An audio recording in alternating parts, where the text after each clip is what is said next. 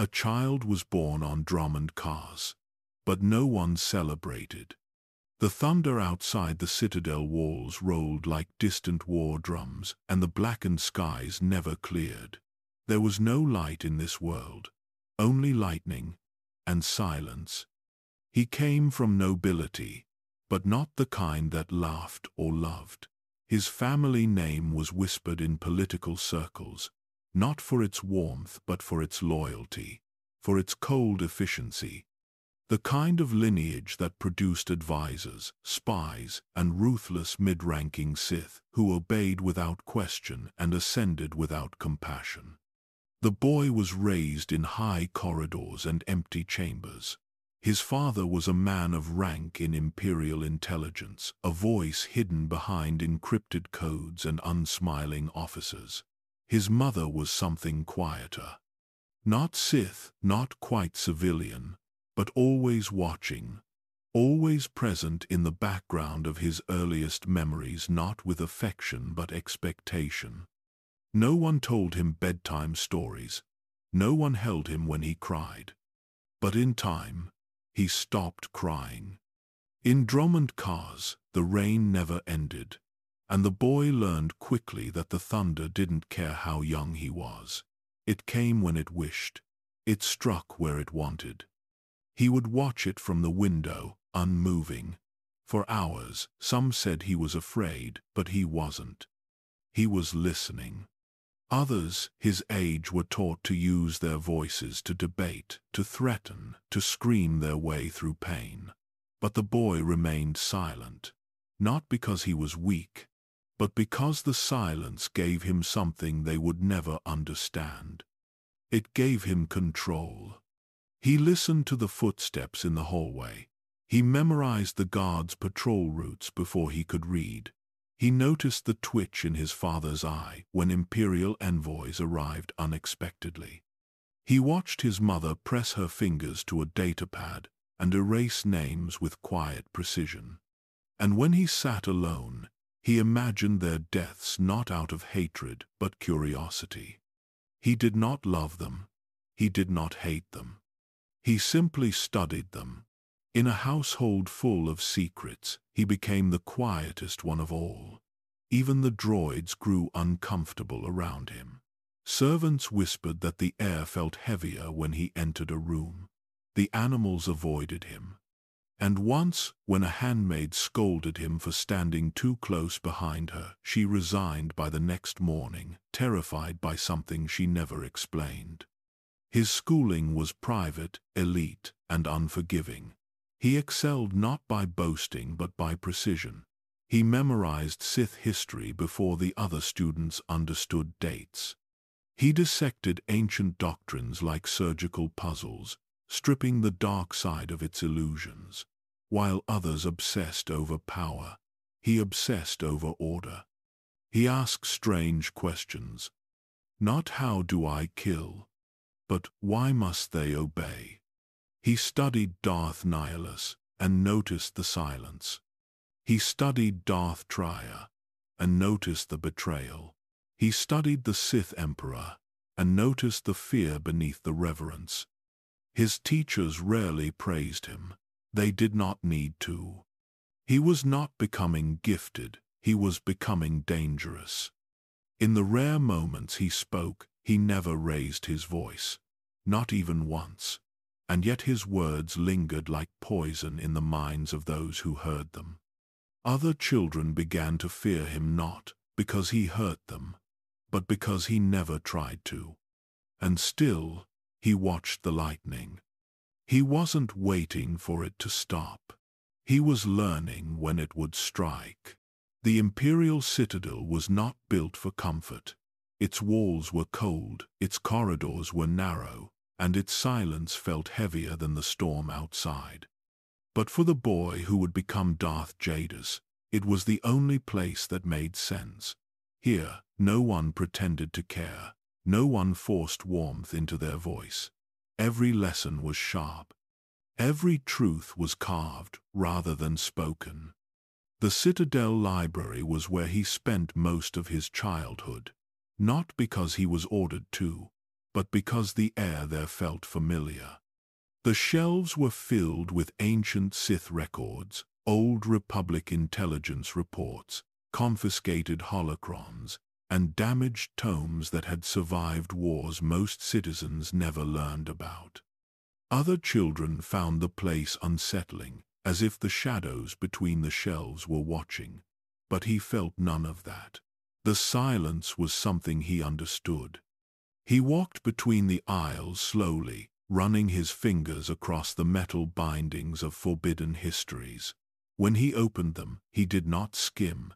He absorbed. He did not react. He processed. He learned that power was never loud. Power was the empty space after fear.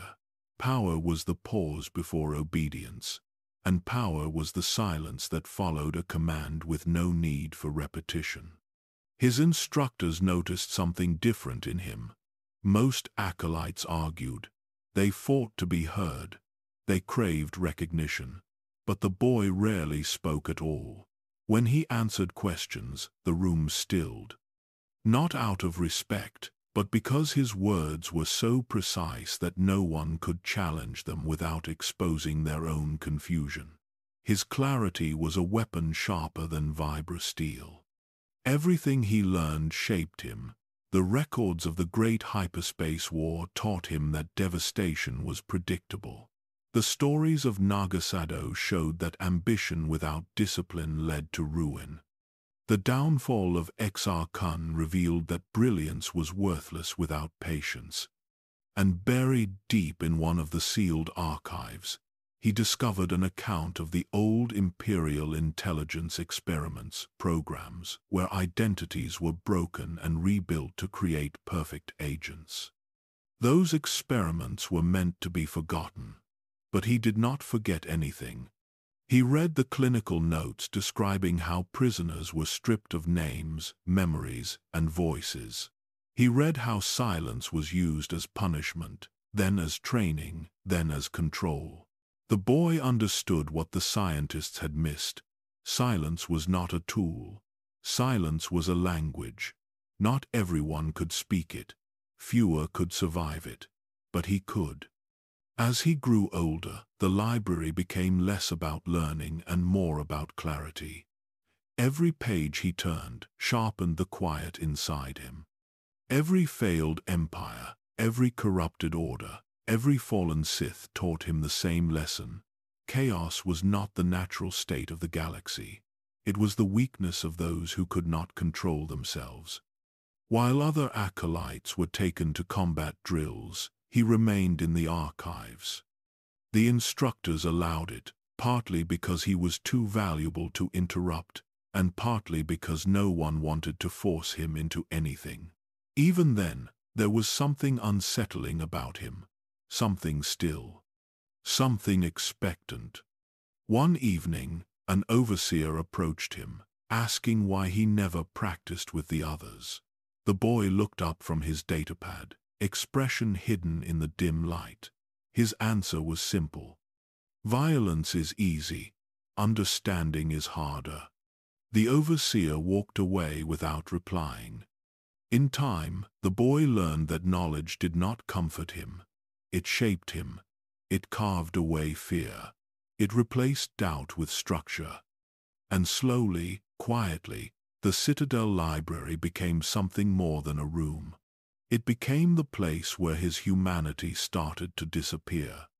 Here, in the cold glow of ancient texts, the boy realized that pain was not something to avoid. Pain was information. Pain was clarity. Pain was a reminder that the galaxy could be ordered if someone was willing to accept the silence it required. And he would. The Sith Academy on Dromund Kaas was not a place where children survived by being quiet. It was a place where voices were weapons, sharpened by fear and ego.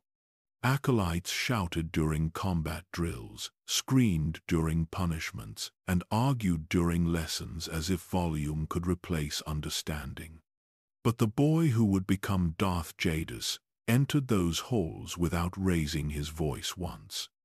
He stepped into the training grounds with the same calm he carried through his childhood home. The rain outside echoed against the academy roof, and the thunder rolled like distant applause. But he did not look toward the storm. He observed the acolytes around him, children only by age, shaped into sharp fragments of ambition. They pushed, taunted, and threatened one another. Yet none approached him directly. He was too still, too unreadable. Instructors noticed his silence immediately. They mistook it for hesitation. They learned quickly that it was not. During his first demonstration, an overseer demanded that each acolyte channel their anger through their voice. The others complied with desperation. They screamed until their throats bruised, forcing lightning to crackle around their fingers. The boy stood alone, quiet, not defiant, simply uninterested. The overseer struck him for failing to obey. The boy said nothing. Another blow followed. Still nothing. The third hit carried more anger than instruction. Yet he remained unmoved, eyes unfocused, as if the pain were merely another page in the library he had already memorized. The overseer ordered him to speak. The boy did not. The class expected punishment. Instead, the overseer walked away. Something in the boy's silence unsettled him more than disobedience. It was not the silence of fear. It was the silence of someone who had already decided which rules mattered and which did not. The acolytes whispered about him for days. They mocked his stillness. They invented stories about his past. They believed that a child who never spoke would never survive the trials ahead. They were wrong. Weeks later came the assessment that changed everything. Each acolyte was given a simple command: retrieve a holocron from the academy's lower chambers. Only one could succeed. The instructors encouraged sabotage. Betrayal. Anything short of killing. Most charged forward, desperate to reach the prize first. The boy did not join them. He waited, observing which paths they chose, which corridors they avoided, which fears shaped their decisions. Only when the others had vanished did he begin walking. He did not run. He did not hurry. His footsteps were barely audible against the stone floor. He reached the chamber to find two older acolytes already fighting over the holocron. They were loud, frantic, striking wildly. They did not notice him at first. When they did, they laughed, mistaking his quiet approach for cowardice. One lunged at him with a training blade. The boy stepped aside. No flourish, no emotion, just a precise movement that sent the attacker stumbling. The second acolyte tried to grapple him, forcing a confrontation he never wanted. The boy grabbed his wrist, twisted, and pushed. The older acolyte fell hard, hitting the ground with a sound that echoed through the chamber. The boy picked up the holocron. The fight was over, but the room had changed. He still had not spoken a word. When he returned to the overseers, they studied him with an unease they had not shown before. Children usually boasted after a victory. They sought praise or approval. But he simply placed the holocron at their feet and stepped back, waiting silently for judgment. There was none. That night, in the dim quarters where acolytes slept uneasily, he sat alone and crafted something with his hands. Thin metal plates, breathing vents, a shape that would one day become infamous. He did not wear the mask yet, but by creating it, he crossed a line. He understood then that a voice could influence, but silence could control. And he had chosen control. In time, the mask was no longer just metal. It became a mirror. Each evening, after the academy's lights dimmed and the others slept, he would sit in silence and hold it, not to admire, not to wear, but to understand it. He studied its curves, its coldness, the way it hid without needing to move. To most, it was just armor. To him, it was something else. It was the final wall between the self and the galaxy. His instructors began to notice a change. The boy who once observed from a distance now moved like a shadow with purpose. He passed others without drawing their gaze. He completed tasks without question, and more unsettling without expression. He did not celebrate. He did not complain. He did not hesitate.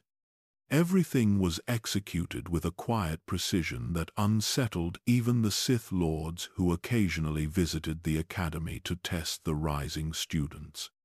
On one occasion, a senior lord asked to see the boy's command of the Force. The courtyard was cleared. A sparring opponent was chosen. The duel began. The other acolyte screamed as he charged, calling upon his rage, his pain, his need to prove himself. The boy said nothing. His eyes did not flicker. His stance did not shift.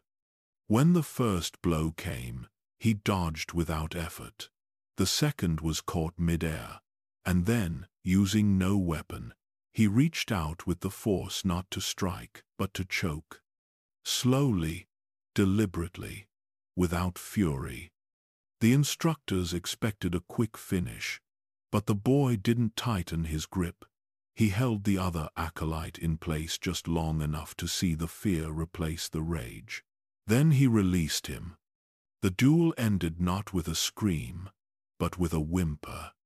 The Sith Lord did not smile. He simply said, "He's not one of them." The academy became quieter when he was near. Not because he demanded silence, but because others felt it. His presence was like walking into a sealed chamber, no air, no echo, only pressure. Even when he walked alone, others felt watched. Even when he said nothing, others felt judged. The instructors gave him fewer commands, not out of respect, but caution. They knew he was learning faster than they could teach, and they feared the questions he never asked. He began meditating in the storm. While others trained under shelter, he stood beneath the open sky, letting the acid rain fall across his shoulders. Lightning struck nearby. The thunder was deafening. But he stood still. He was not seeking the force. He was learning to endure it. The mask stayed close to him now. It remained unworn but present. And then, without ceremony, one night, he put it on. No witnesses, no audience. He stepped out of his quarters at dawn and walked the halls with the mask covering his face, not because he needed to, but because he had become it. It was not to hide. It was to erase. From that moment forward, he did not speak in class, only when required. Only when precision demanded sound.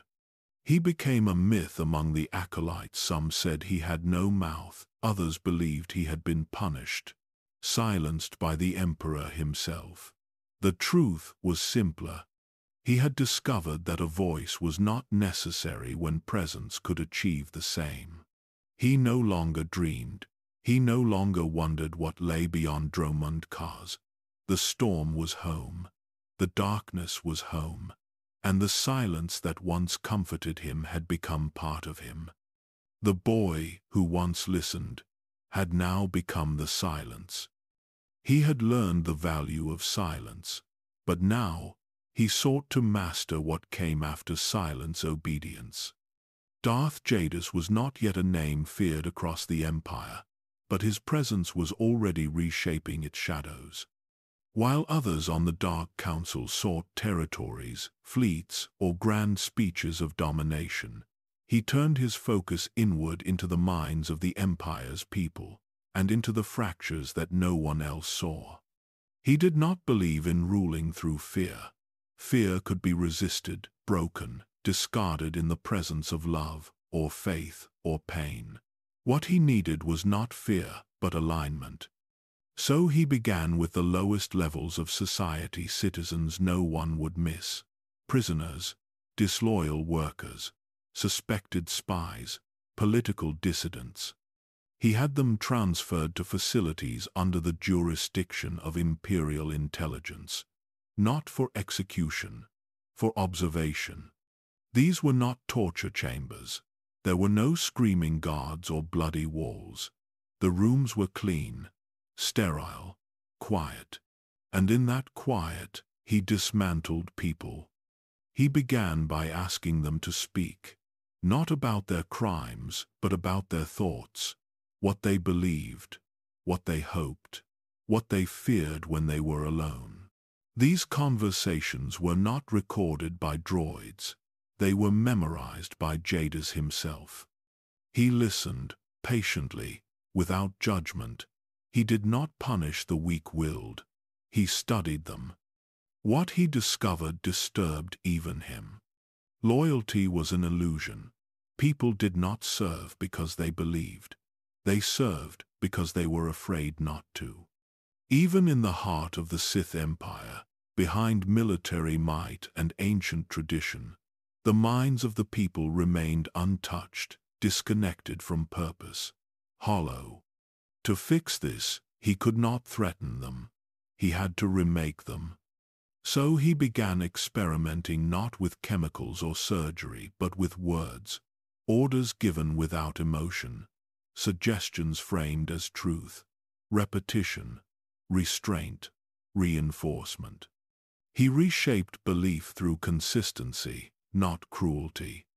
And when the subject finally accepted the lie as truth, he let them leave. Some called this kindness, but it was not kindness. It was proof that the mind could be broken without being harmed, that people could be emptied and rebuilt, without ever knowing it happened. His work expanded. He brought in more subjects, not criminals this time, soldiers, civil servants, even a few Sith acolytes. Some volunteered, believing it a test of endurance. Others were taken quietly, and each time, Jadus refined his methods. He removed distractions, names, ranks, identities. Even the sound of his own voice became rare. He would enter a room and say nothing. And in that stillness, people began to speak more freely, desperate to fill the void with meaning, desperate to belong to something. He noted which words softened resistance, which tone caused pause, which questions forced the subject to look inward and find nothing. These were his tools, not blades, not lightning, only silence and language. Eventually, he no longer needed containment. His methods worked in the open. Whispers passed through intelligence circles of agents who obeyed without memory of being told. Officers who changed allegiances without visible threat. Families who turned in their own relatives with serene expressions, believing it was the righteous thing to do. Jadus watched it unfold, not as a tyrant, but as an artist. He understood now. Power was not about destruction. It was about design. If he could control the shape of a mind, he could control the shape of the galaxy, not by taking it, but by making it give itself to him willingly, completely, and with no need to remember why. He did not torture for pleasure. He did not persuade for sport. He reconstructed thought itself. And in doing so, he became something more than a Sith. He became the architect of obedience. Darth Jadus never raised his voice, but his words still reached every corner of the Empire. He did not command armies. He did not give public speeches.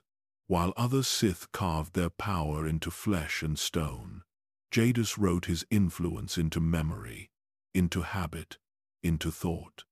His doctrine was not one of fire, it was one of inevitability.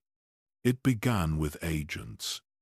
Imperial Intelligence, the branch designed to protect the Empire from within, was the perfect vessel for his next design. They already lived in the shadows. They already obeyed without question.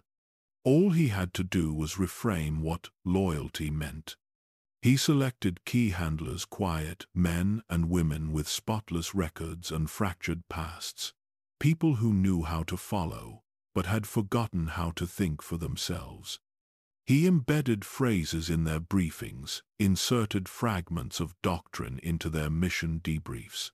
He allowed them to believe the words were their own. And over time, they stopped asking questions. Jadus rarely visited intelligence headquarters in person, but his presence was always felt. Surveillance feeds would glitch for seconds at a time. Hallway lights would dim as he passed. A conversation would stop mid-sentence when his mask turned in their direction. He did not need to punish failure. Failure was absorbed, forgotten, rewritten. Soon, agents began referencing the voice. Not a literal sound, but an impression like an echo buried inside their minds. A guiding presence, a silence that lingered after orders were given. Some thought it was the Emperor, others a programming error, but none dared trace it back to Jadus. That too had been conditioned out of them. On outer world assignments, his influence spread faster. Colonial governors began enforcing policies that were never officially approved. Propaganda networks started circulating messages that no one remembered authorizing. Phrases like security is peace, compliance is clarity, loyalty is freedom. These weren't slogans, they were seeds, planted in holonet messages, military briefings, and school curriculum. Harmless, untraceable, and devastating. He watched the reports come in. Prison incidents dropped. Dissent reports fell below measurable levels. Civil unrest faded not because it was crushed, but because it no longer formed. The people didn't fear punishment. They believed it was unnecessary. They believed in something they couldn't name but felt in their bones. They felt, watched. Jadus had always known that the Force could influence the mind, but what he created went beyond compulsion.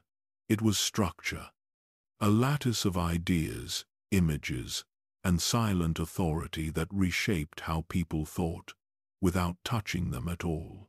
He didn't need to stand before the Senate. He didn't need to raise fleets. He became a voice behind the voice, a layer beneath the surface, the code behind the system. His fellow council members noticed the change. Darth Maul suspected him. Darth Barras distrusted him. Even the Emperor's wrath reportedly raised concerns, but none could prove anything. None could point to a law broken or an order defied. Jadus obeyed Imperial protocol. He never sought titles he hadn't earned. He never took what wasn't offered. He simply waited and reshaped what people were willing to offer. His doctrine remained hidden, not in temples but in reports, not in holocrons but in decisions. Even the Dark Council's own servants began repeating his language, without knowing where it came from, without asking why it sounded so familiar. Because by then, it was familiar. Jadus no longer needed to speak. His influence lived in the words of others, in the pause between orders, in the hush that followed fear. His doctrine did not scream across the galaxy. It whispered through it. And for many, that whisper was all they could hear. There came a point when Darth Jadus no longer needed to order obedience. It arrived on its own. Across the Empire, policies began to shift, not by decree, not through force, but through culture, quietly, gradually. Entire departments within Imperial Intelligence began operating under new protocols never traced back to him, yet shaped by his voice. Commanders stopped asking why. They started asking how soon. Jadus believed that true control did not require chains. Chains were visible. chains could be broken. But if you removed the desire to resist, you wouldn't need chains at all. His reforms were subtle. Assignments were tailored to reward emotionless execution. Agents who displayed curiosity were quietly relocated. Operatives who requested clarity were given silence instead. And when the silence became unbearable, they rewrote themselves to escape it. This was how he trained them. There were no beatings, no mind probes, no force manipulation. Just pressure, just expectation, just the ever-present absence of approval. For most Sith, obedience was extracted through dominance. For Jadus, obedience was crafted, built, designed. His subordinates began to act not out of fear, but out of a need to maintain the structure he'd instilled in them. A structure that punished nothing, yet demanded everything. He removed passion. He removed doubt. And what remained was terrifyingly efficient. These weren't slaves. They were willing, but not because they chose to be. They simply couldn't imagine choosing anything else. Jadus introduced a new protocol within intelligence's mid-tier command network. It was called Directive 114. It allowed for agents to submit to voluntary mental screening purportedly to ensure loyalty and stability. But those who underwent the screening began to change. They smiled less. They spoke in shorter sentences.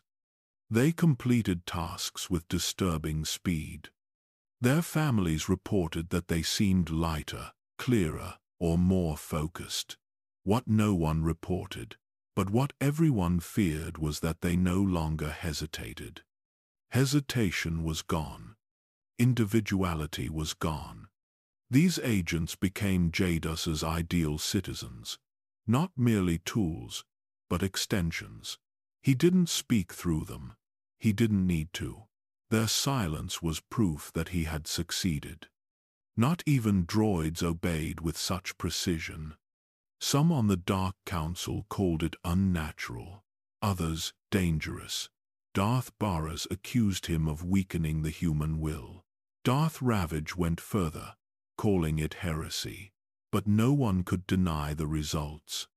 Sectors under Jadus's influence saw record-low insubordination rates. Crime disappeared. Even whispers of rebellion faded.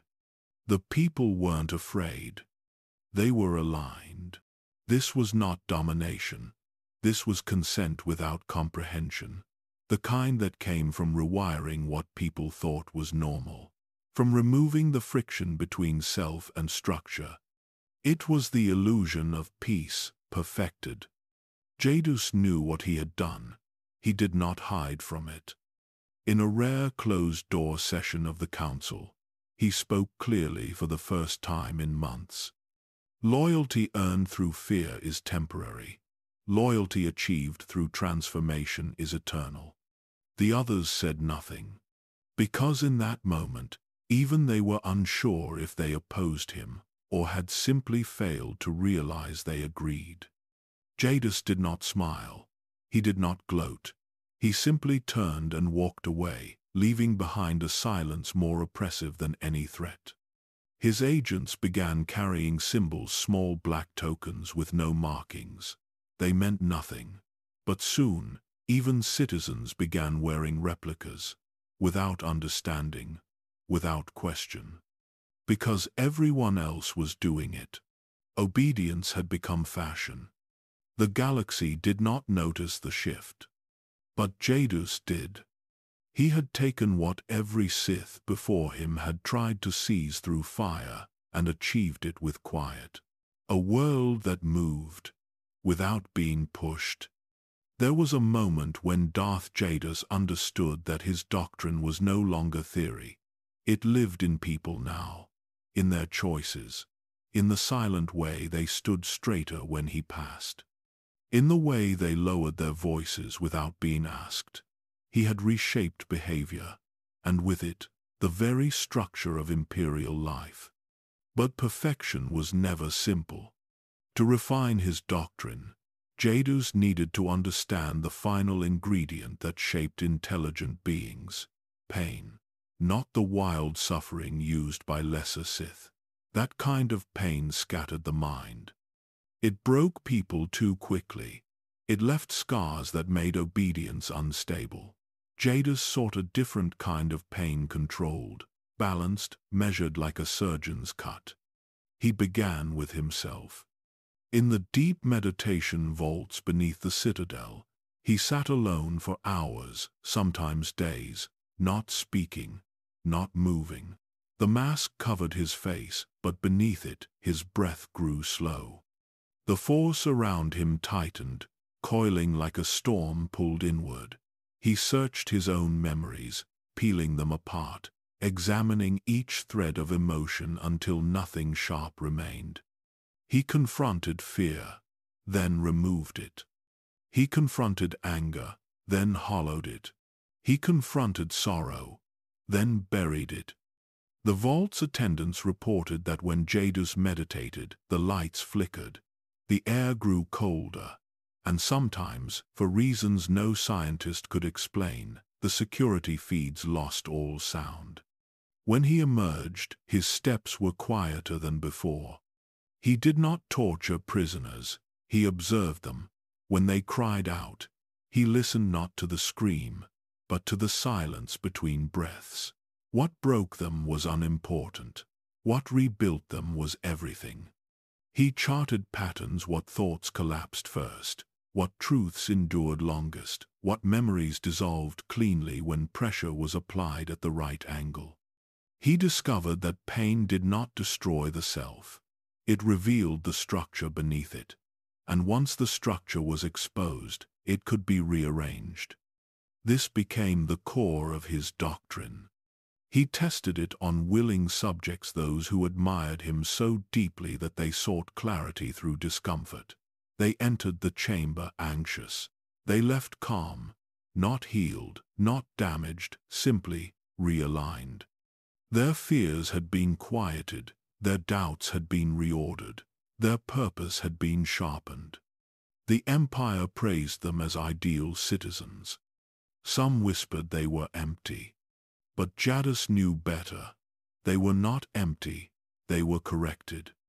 Over time, he applied the same principles to intelligence agents, adjusting missions to include small doses of controlled strain.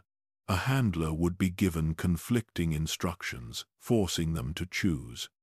An operative would be isolated for a single night, with no explanation why. A communications officer would be required to monitor encrypted channels in complete silence. Each test was brief. Each left a mark, not visible, not traumatic, but shaping. The results were astounding. Loyalty soared, defections vanished.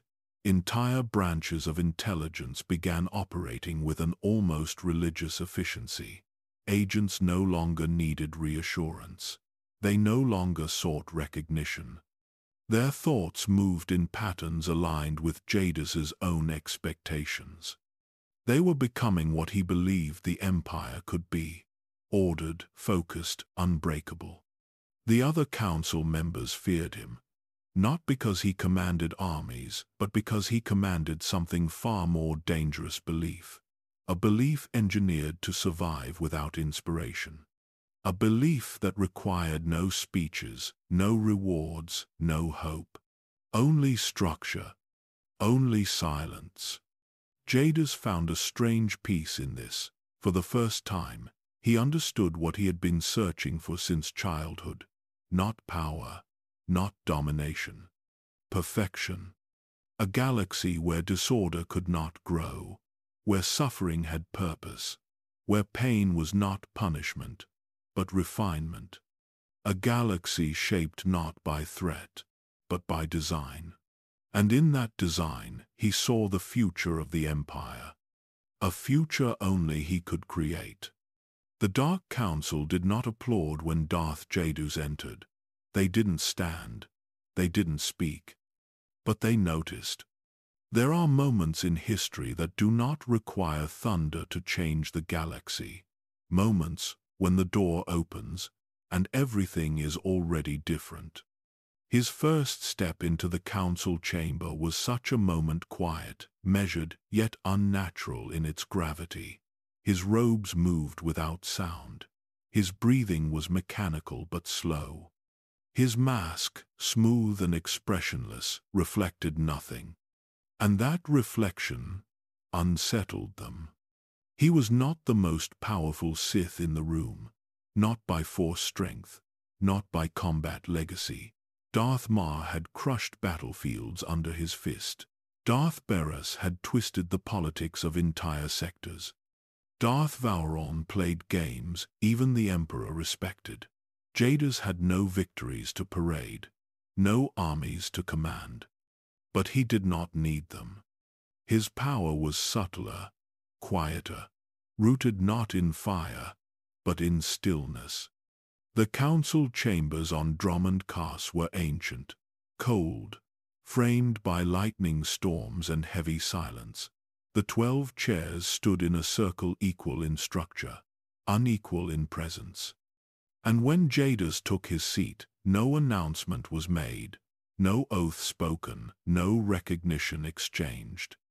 He simply sat. And in that motionless gesture, everything shifted.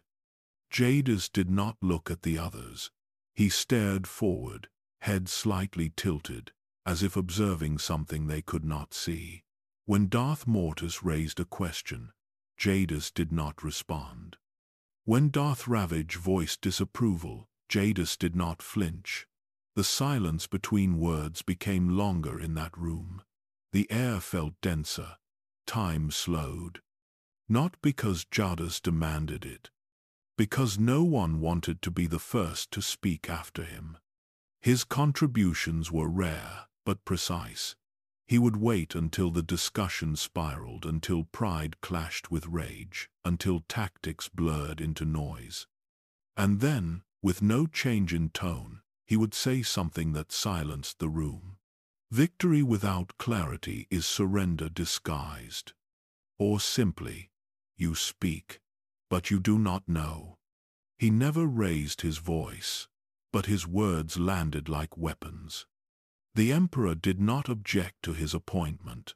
Some believed Jadus had spoken directly with him. Others believed he hadn't needed to. That his presence, his ideology, had already aligned with the Emperor's long-term vision. That his loyalty was not performative, but absolute. And yet, no one trusted him. Not because he was ambitious, but because he wasn't. He didn't request new territory. He didn't reposition fleets. He didn't ask for control over any military council. Instead, he focused on what no one else had time for: the structure behind the structure, the flow of information, the architecture of obedience. He began attending council meetings with datapads, silent ones. No signal, no transmission. But the others noticed the pattern. After each session, something would change. An agent reassigned, a governor dismissed, a report classified without reason. They couldn't prove it, but they knew it was him. Darth Jadus reportedly told his aides, "He wears that mask so we can't see how much he enjoys watching us squirm." But Jadus wasn't smiling. He was studying. He was waiting. The Dark Council had never been built for trust, but now it was infected by something worse: uncertainty. Jadus never challenged others openly. He didn't need to. His very presence created hesitation. His stillness distorted rhythm. His silence bred fear. And in a chamber ruled by dominance, fear without a source was the most dangerous kind. He had taken his seat, and none of them were sure if they still had theirs. While the other council members plotted wars and moved fleets like sabak pieces, Darth Jadus stayed behind. He rarely left Drummond Cass, He did not attend victory ceremonies or oversee public executions. And yet, in time, he knew more about the Empire than anyone. Because while others reached for power, he watched where power went. He began in intelligence. Not at the top, but deep within the structural bones among schedulers, analysts, code slicers, names no one remembered, rooms no one guarded. Jadus understood something the others overlooked. Secrets do not begin at the top. They leak upward.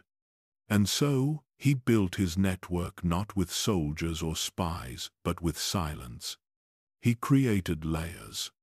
The first layer was information, public records, sliced transmissions, personnel logs. He did not need to steal anything. He simply created systems that others chose to use. Surveillance nodes were installed under the guise of standard upgrades. Protocol revisions were approved without attention. And before long, intelligence was unknowingly routing their data through algorithms designed by Jadus's architects. Every intercepted message, every flagged phrase, every facial recognition scan, all of it flowed to him. The second layer was control. He began inserting handlers, loyalists, chosen not for their strength, but their emptiness. People who wanted purpose more than recognition.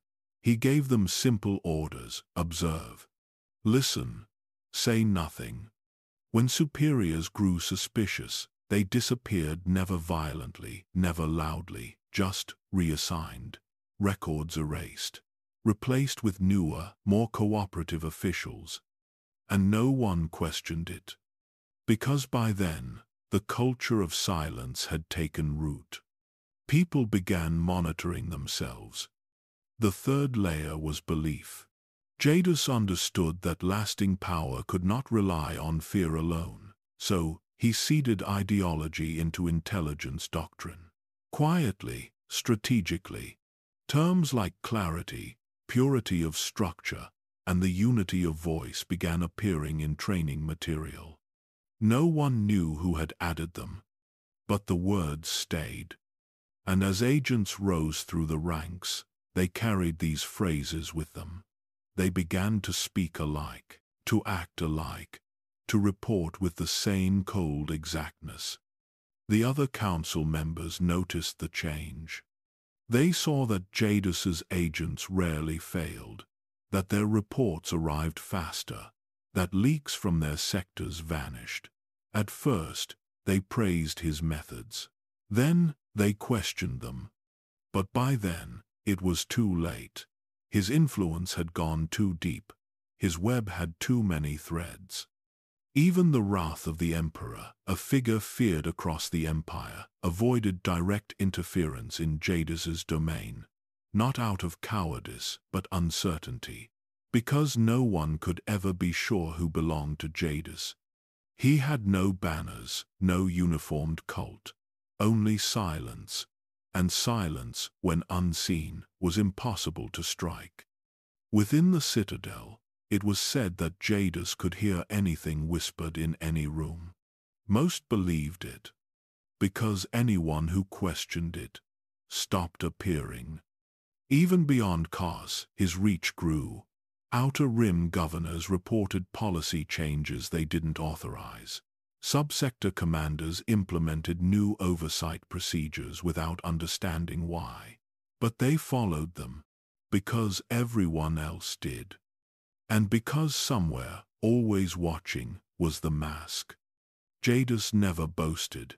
He never claimed credit. But those who dealt with him understood. Every conversation was part of a larger pattern. Every mistake was noted.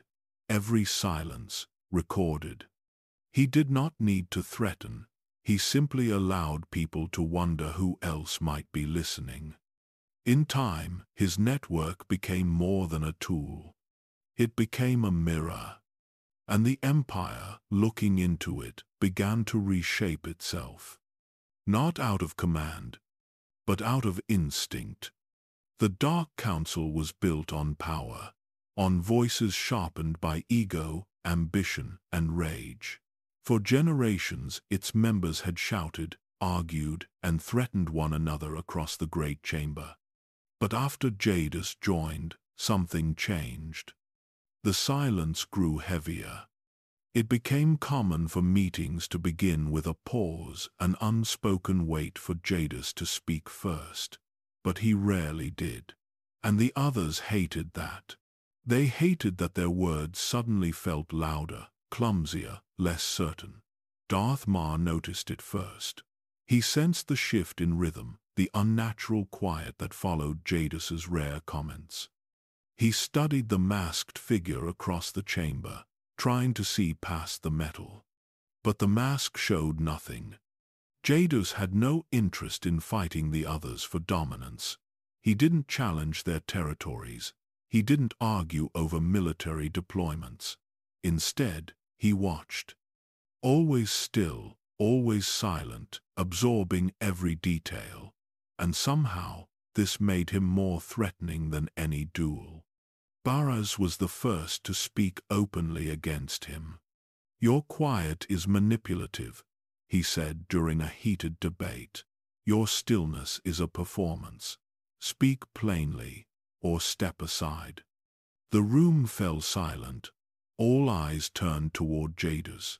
They waited for outrage, for a threat, for the crackle of lightning. But Jadus simply shifted his mask toward Barras and said, in a voice almost too soft to hear, "You are loud because you fear what you do not understand." There was no insult in his tone, no anger, just truth delivered without hesitation. And that single sentence ended the argument. Barras said nothing more for the remainder of the session. From that day forward, very few spoke to Jadus directly. Ravage avoided eye contact entirely. His pride could not admit fear, yet he sensed that engaging Jadus was like stepping into a pool whose depth he could not measure. Valron, master of subtlety, attempted charm, but his efforts slid off Jadus like water on Durasteel. Mortis tried legal pressure, attempting to expose deviations in intelligence procedure. But every regulation he cited had already been rewritten. Jadus never defended himself. He didn't need to. Anything that required defense, he did not create. Rumors spread inside the Citadel that Jadus could predict council decisions before they were made, that he received information faster than official channels. Some believed he had intercepted their messages. Others believed he had infiltrated their inner circles. But the truth was worse. He hadn't infiltrated their circles. He had become their circles. Their aides, their informants, their advisors, many of them had been gently reshaped by Jadus's doctrine, conditioned not to spy, but to repeat. Information flowed upward not through loyalty, but instinct. They did not know they served him. That was the genius of his design. The council members noticed the consequences. Reports they meant to keep private reached other lords within hours. Contingency plans failed before they began. Fleets dispatched in secrecy arrived to find their enemies already prepared. Every move they made felt predicted. Some called it coincidence. Others called it sabotage. But deep down, they all knew the truth. Jadus was listening, always listening. Yet he never confronted them, never accused, never claimed responsibility for the failures that weakened their positions. He simply remained still, watching the council tear itself apart under the weight of its own paranoia. And the most terrifying part was this. Jadus did not create the paranoia. He simply removed the noise that once hid it. Over time, council meetings grew shorter. Conversations were clipped, careful, stripped of their usual venom. Every lord measured their words. Every whisper felt dangerous. Every silence felt like a trap. And Jadus sat among them motionless, patient, the quiet center of a storm that had no wind, no thunder, no warning. A power that did not shout, because it had already been heard. The Dark Council waged its wars through commands, proclamations, and executions. But Darth Jadus ruled through none of these. He never moved fleets. He never marched on planets. His presence alone was movement enough. Power, he had learned, did not need to be visible. True power was invisible, so deeply embedded in a system that no one could tell where it began or who it served. And so, he stopped moving entirely. While Darth Maul fought to expand the Empire's borders in the Outer Rim, and Barra's twisted politics within the core worlds, Jadus remained still. His name appeared on no war fronts. His agents bore no banners. And yet, when decisions were made, they were his decisions. He no longer needed to argue in council chambers. Most of the time, by the time the other lords cast their votes, the outcome had already aligned with his vision, not because they feared him, but because the system itself had shifted to match his structure. He had become the architecture. Even the Emperor, silent and distant as he was, did not interfere. Some whispered that Jadus was the only council member who ever truly understood the Emperor's intent, not endless war, but perfect order. Jadus began implementing new forms of oversight, not as edicts, not as commands, but as questions, carefully placed. Why are these units underperforming? Why are these officers rotated so often? Why are these numbers inconsistent with prior reports? The questions were enough. Entire branches of the military began adjusting their protocols just to avoid being questioned. Commanders rewrote their chains of communication. Officers adopted stricter regulations. Without a single order, the Empire began cleaning itself. Fear of war had shaped the Republic, but fear of being watched reshaped the Empire. And no one knew exactly who was being watched. His agents no longer needed instruction. They simply understood. Their silence was coordination. Their hesitation was calculation. Even their failure was structured lessons folded into the next mission before the first had even ended. Jadus rarely appeared in public, and when he did, he said nothing. His mask stood for more than anonymity now. It had become a signal, a presence. The suggestion that something in the room already knew more than you did. On one occasion, a Marth summoned to brief Jadus found himself unable to speak. He had rehearsed his presentation. He had studied the numbers. But when the doors closed, and he faced that mask in silence, everything collapsed. The fear was not of punishment. It was of inadequacy, of being seen through, of being measured by a man who never blinked. That was the essence of Jadus's power. It didn't demand loyalty. It exposed its absence. The Dark Council began to adapt, not in strategy, but in behavior. They started speaking more carefully, reviewing their words before each meeting, planning conversations days in advance. Some called this wisdom, others called it control. But all of them knew it came from him. And Jadus said nothing. He watched the galaxy evolve without lifting a weapon. Systems aligned, behavior normalized, doubt silenced itself. This was not peace, it was precision. The kind of order no other Sith could achieve. The kind built not on conquest, but inevitability. Because in the end, Jadus didn't need to conquer the Empire. He had already become its reflection. A structure that did not move, because it no longer needed to. Most Sith shaped their legacy through violence, through fire, conquest, and victory paraded across star systems. But Darth Jadus did not look outward anymore. He looked beneath the surface of the Empire into the places even the Emperor's agents rarely touched. He believed the true battlefield of the Sith was not land or fleets, it was the mind, the will, the quiet space where belief and obedience formed. While Ma crushed enemies on distant worlds, Jadus sat within darkened rooms of the Citadel, studying the structure of order. He slowly stepped away from the operations of Imperial Intelligence, leaving day-to-day matters to those already shaped by his doctrine. He no longer needed to enforce loyalty. It existed now as a natural reflex. Instead, Jadus turned inward, seeking answers that had no records. Understanding that the Sith Code was not simply a path to strength, it was a mechanism, a system, a formula that could be extended beyond the self.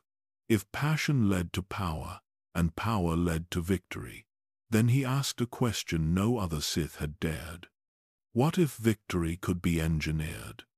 Not earned, not seized, designed. He studied old texts of the Empire's earliest days, written before the Great Hyperspace War. He examined fragmented reports of long-dead lords, their failed experiments, their broken dynasties. Each one had pursued dominance through fear, rage, or rituals that demanded too much of their followers. Their systems collapsed because they depended on chaos. Chaos was unreliable. Chaos changed. Chaos eventually consumed its creators. But order never changed on its own. The Emperor understood this. His grand design stretched across centuries.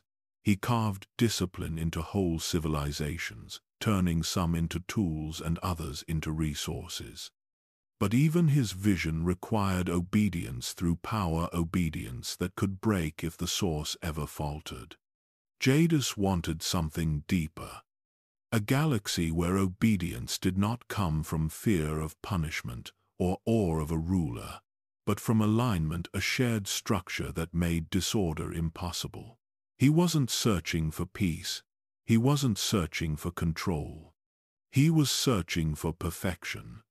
And perfection demanded sacrifice. He spent weeks in silent meditation chambers beneath the council tower, cut off from all communication. The guards posted outside reported long stretches where nothing seemed alive inside. Then, sudden pulses in the Force, short, dense bursts that rattled the air. Some thought they were accidents. Others claimed they were glimpses of something far older than Sith power. When Jadus emerged, he began speaking differently. Not more often, just differently. His sentences became sharper, his pauses longer, his tone colder. It felt as if he was no longer speaking to people, but through them, shaping their comprehension with every word. Conversations with him left marks. Some felt clarity, others felt exposed. A few felt nothing at all, as if their emotions had been muted for reasons they could not explain. This was Jadus's new path, the doctrine beyond fire.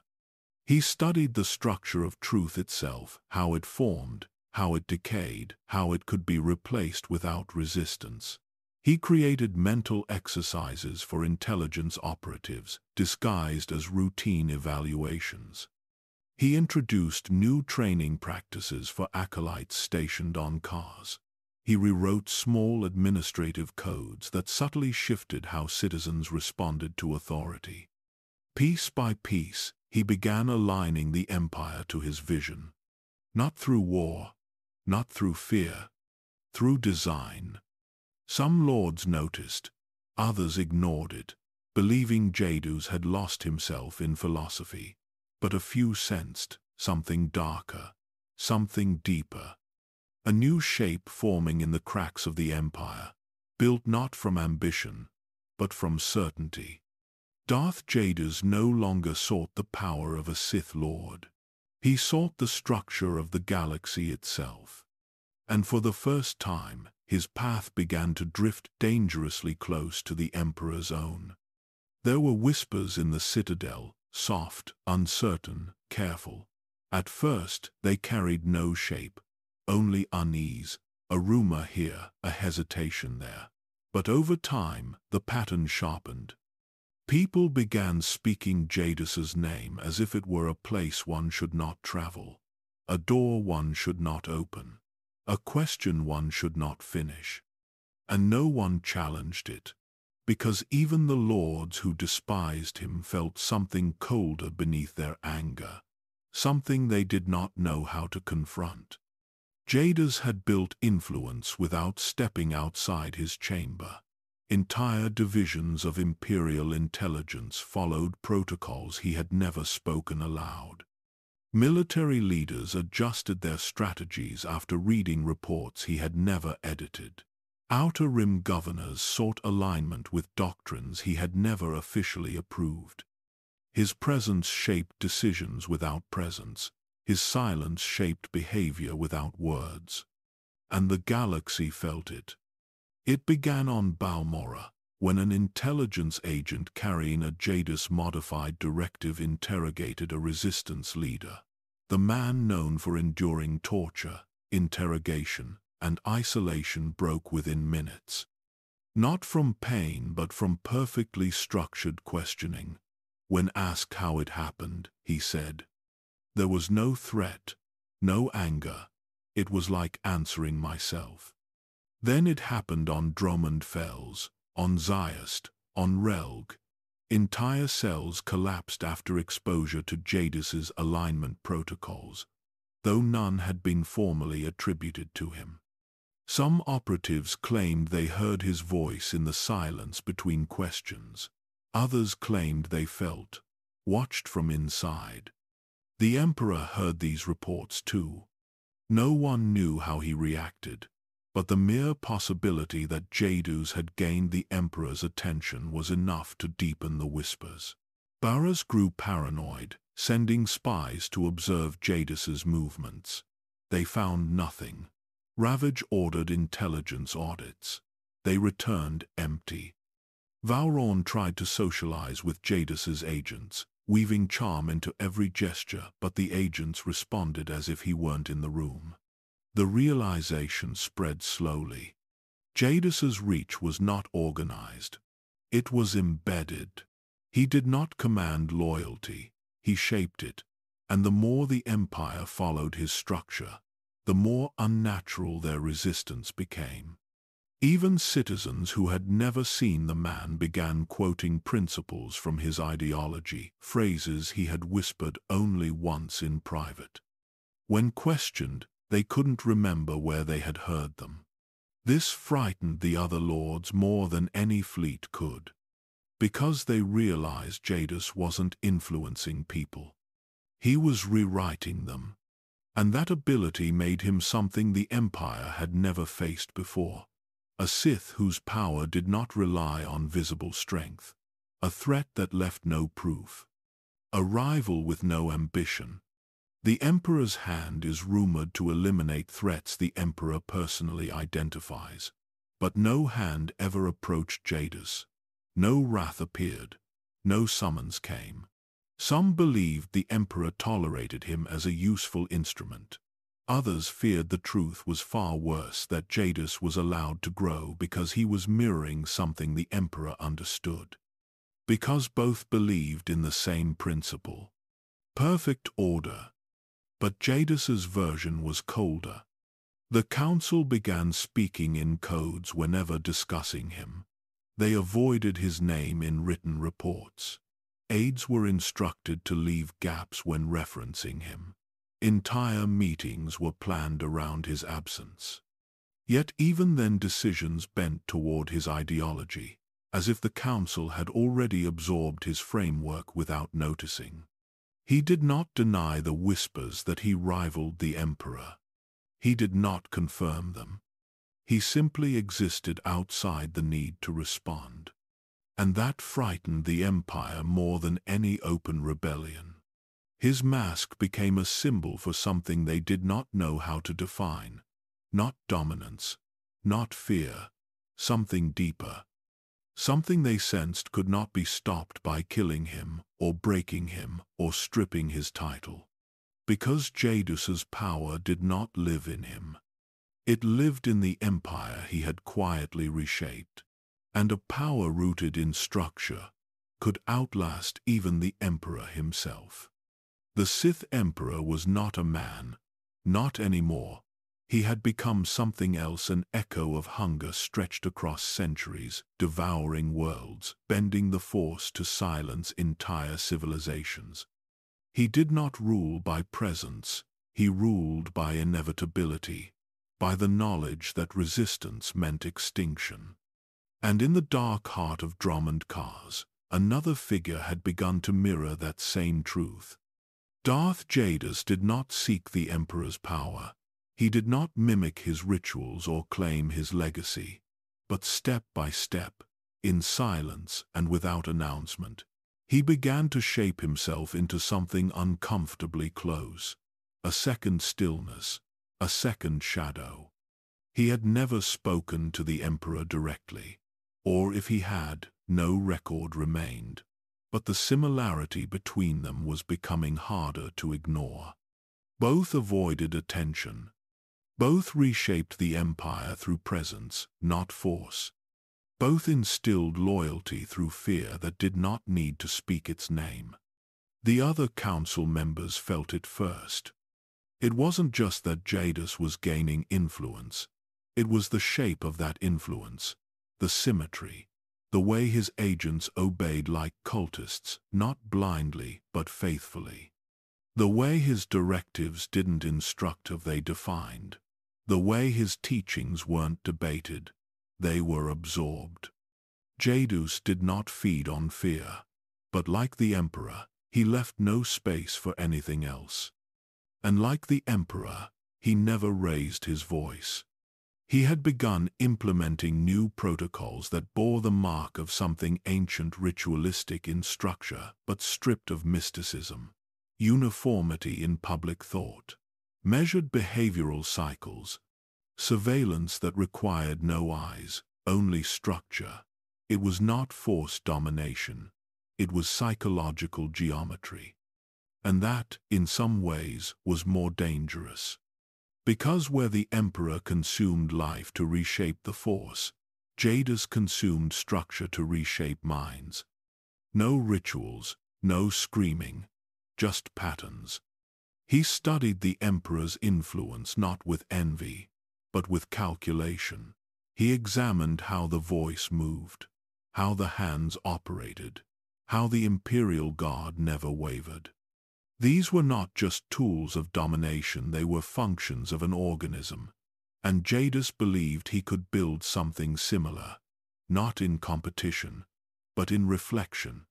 He did not want the throne. But he wanted something as powerful as the throne's effect. A center that did not need a crown. A gravity that bent minds, not stars. Some in the citadel began to refer to him as the second voice, quietly, anonymously. A warning passed between officers who had seen too much. A way to describe the feeling that there were now two presences shaping imperial thought, one from beyond and one from within. One dark star above all, and one shadow walking its reflection. But Jadus never declared himself a rival.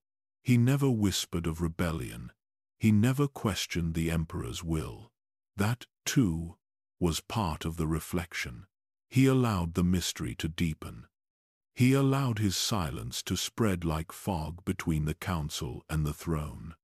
Because he understood what most Sith never did. That power did not require challenge. It only required contrast. And in every way that the Emperor embodied unknowable hunger, Jadus embodied unbearable clarity. Where the Emperor erased identity, Jadus rewrote it. Where the Emperor demanded silence, Jadus made silence speak. And in time, some began to wonder. If the Emperor ever fell, would Jadus even need to rise? Or would he already be there? not as a usurper, but as a mirror, a reflection that no one noticed until the original had vanished. He never reached for the throne. That was what made it worse. Darth Jadus never conspired to replace the Emperor. He never called for rebellion, never hinted at succession. There were no alliances formed in the shadows, no secret fleets, no coded messages to sympathetic lords. He did not seek power through overthrow. He simply walked a path that made the throne unnecessary. Because in every system that mattered, his structure already worked. In every mind that bent toward obedience, his voice already whispered. In every agent who chose silence over doubt, his design had already taken root. He didn't need to rise. He had already arrived. Even his enemies, those who feared what he had become, couldn't find the moment when he stopped serving and started shaping. Because there wasn't one. There was no declaration, no betrayal. Just a slow, irreversible alignment, a shift in behavior so subtle that by the time the council noticed, it had already become normal. He was not becoming a rival. He had become a redefinition. And it was too late to undo it. Some believed he was waiting for the Emperor's fall, that when the throne cracked, Jadus would ascend without resistance. Others believed he never wanted that seat at all. That the throne, in his eyes, was a distraction, a relic of a louder time, a symbol for a kind of power that no longer suited the future he was shaping. Because his vision was not about ruling. It was about removal, of noise, of error, of instability, of choice. He did not want to be worshipped. He wanted the galaxy to no longer require anyone to worship. And in that doctrine, he became more terrifying than any warlord. Because how do you fight someone who doesn't want the crown? How do you resist a vision that no longer needs to be spoken? He continued to serve on the council. He continued to remain still, silent, precise, and the council continued to feel smaller in his presence. Their voices became more careful, their plans more cautious, their alliances more fragile. Not because Jadus opposed them, but because they knew he was always listening. And worse, they knew he was always measuring. Even as the Emperor deepened his isolation, even as the galaxy spiraled toward greater conflict, Jadus did not move. He did not expand. He did not proclaim.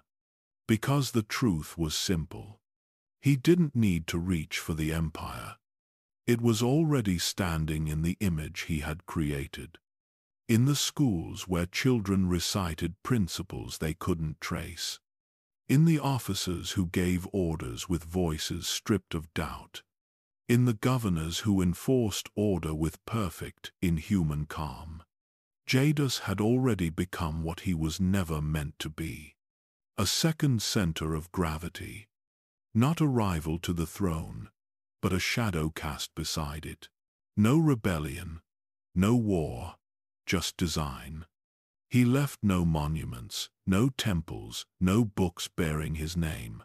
But across the empire, people repeated phrases they thought were imperial doctrine when in fact they were echoes of his structure. His mask had become more than a face.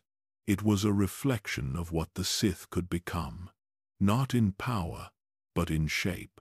Not in fire, but in silence. He would never sit on the throne. He didn't need to. Because his power was not tied to a seat or a title or even a name. It was tied to what came after him.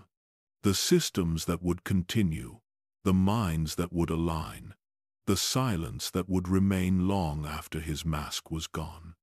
He was the rival who never reached, because he had already arrived. At first, it wasn't called a doctrine. It was just a way of thinking reflected in reports, procedures, and the quiet obedience of those closest to Darth Jadus. There were no manifestos, no formal creeds, only the lingering shape of his silence and the choices people made within it. But as time passed, those choices became patterns, and the patterns became structure. Jadus never stood before the Empire to proclaim his beliefs. He never addressed the masses. Instead, his doctrine spread through repetition, through whispered conversations among agents, through subtle edits to training manuals, through fragments of thought that repeated themselves without origin. They began calling it ascension. Not in public, not officially, but behind closed doors, in darkened conference rooms and silent bunkers, the phrase emerged again and again. The ascension of the worthy. To most, it meant nothing, a cryptic phrase, a poetic expression of Sith discipline. But to those inside his circle, it meant everything. It was a framework, a path, a lens through which to judge one's value, not by strength or status, but by clarity, by structure, by the ability to reject chaos entirely. And at the center of it was a truth Jadus had carried for years. Freedom is the great deception. Freedom invited disorder. It encouraged people to believe that their choices mattered more than the structure around them, that passion, instinct, and identity could produce anything but weakness. The galaxy, in its current form, proved this delusion. Crime, rebellion, corruption. Every crack in the Empire's foundation could be traced to an excess of choice. Jadus didn't blame the people. He blamed the illusion. He taught that freedom was not a right, but a weight, something placed on beings too fragile to bear it. And when it broke them, when it left them lost, angry, and aimless, they mistook their suffering for injustice. They called it oppression. But in truth, it was exposure. Ascension offered them another path. It did not promise happiness. It did not promise peace. It promised structure. And through structure, clarity. Through clarity, purpose. Through purpose, the quiet end of doubt. That was what his doctrine offered. Not power, relief. And people followed. First, they were agents, officers, intelligence analysts who had been touched by Jadus's methods, shaped by his presence, conditioned to think in his silence. They began spreading the doctrine not as recruiters, but as mirrors. They spoke its principles, not with fire, but with calm, as if the ideas were self-evident, as if they had always existed. Then came civilians. Citizens who had once feared intelligence now sought proximity to it. Those deemed aligned were given subtle privileges, access to secure areas, fast-tracked housing assignments, favored employment. Not because they were loyal, but because they were structured, because their choices reflected the doctrine. And they didn't know when they had started doing that. By the time the council noticed, it was too late to untangle it. There were no temples, no public gatherings, no rallies to disband. Just a slow, coordinated shift in behavior, people making choices that served Jadus's vision without ever speaking his name. Some called it a cult.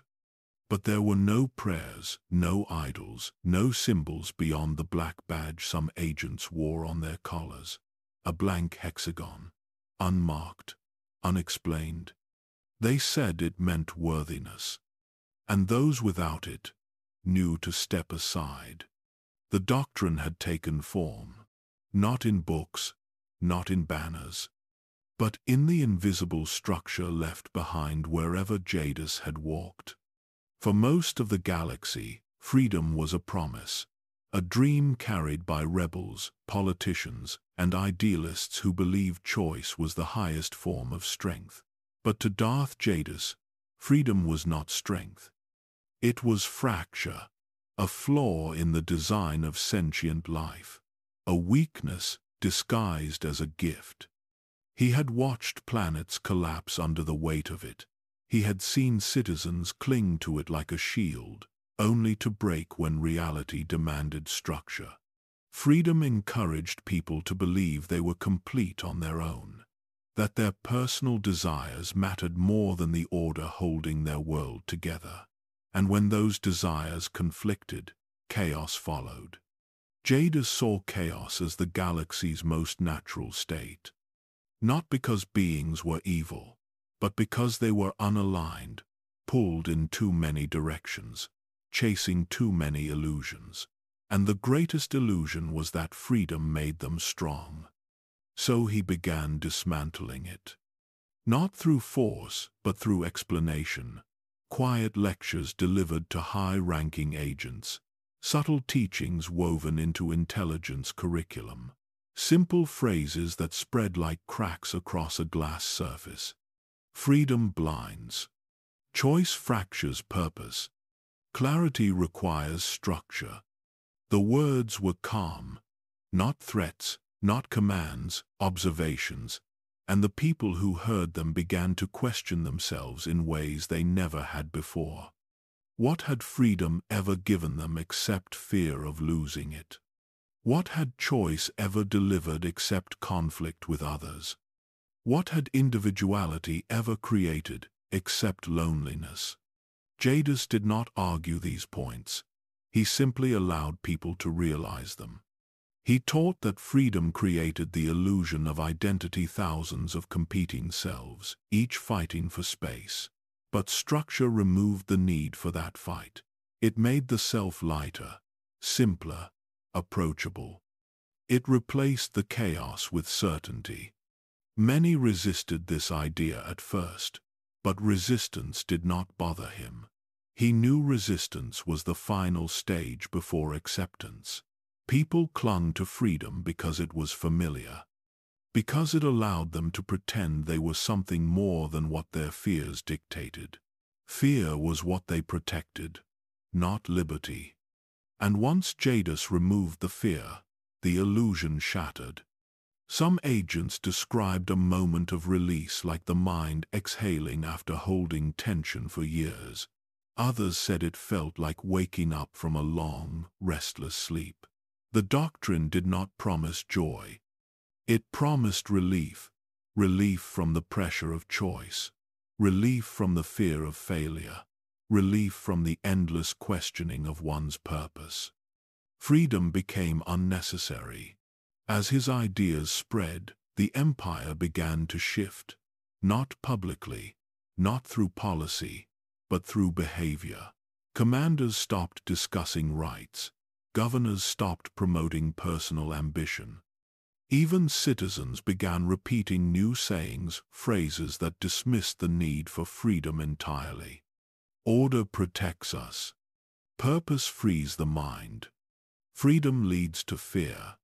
These weren't slogans, they were new truths, reflections of a world that no longer wanted the burden of choice.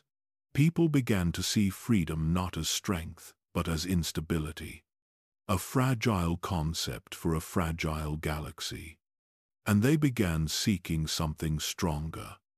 Jadus offered the answer: alignment. He taught that the galaxy did not need countless independent voices. It needed one structure, one rhythm, one clarity. And within that clarity, individuals would find more peace than freedom had ever offered. His followers didn't fear losing liberty. They feared returning to it. Because once they tasted structure, once they understood the comfort of surrendering chaos, they could never go back. Jadus had revealed the truth they were never supposed to see. Freedom was not a blessing. It was a lie that kept the galaxy broken. And now, the galaxy had begun to wake.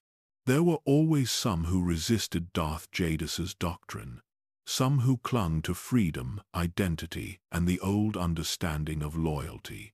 But the ones who concerned him were not the resistors. They were the ones who embraced his teachings too easily, too eagerly, without understanding the cost. These were the first chosen. They were not selected by rank or lineage, not by strength in the force or skill in battle. They were chosen by one trait alone: their willingness to suffer for clarity. Their willingness to break so they could be rebuilt, not in pain but in purpose. Many were Imperial Intelligence agents, men and women already conditioned to sacrifice their names, their relationships, their identities for the good of the Empire. But Jadus asked for something deeper. He asked them to sacrifice the illusion of self. At first, his testing methods were simple: prolonged silence, long observation periods, emotional pressure that forced people to confront everything they hid from themselves. He watched for who resisted and who surrendered, for who pleaded for release and who leaned into the quiet.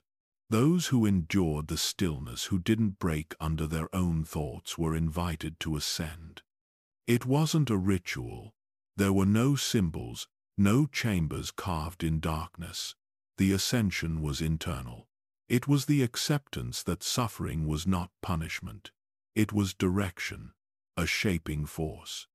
A lesson spoken in discomfort. Some viewed this as madness, others viewed it as devotion. The chosen viewed it as truth. They began undergoing psychological drills, hours-long sessions of structured silence, controlled deprivation, and introspective questioning. They were stripped of distractions and asked to confront the cracks in their identity. Some screamed, some cried, some fell silent forever. But those who survived emerged changed. They spoke less. They hesitated less. They doubted less. Their faces grew calmer, their breathing slower. They no longer asked if they were serving the Empire well enough. They asked if they were serving Jadus well enough, not out of fear but certainty. The certainty that he saw something in them they could not see in themselves. To them, he was not a leader. He was a lens. He showed them everything they had been too afraid to acknowledge. Jadus did not treat the chosen like disciples. He never called them followers, never offered praise. He simply observed their transformation.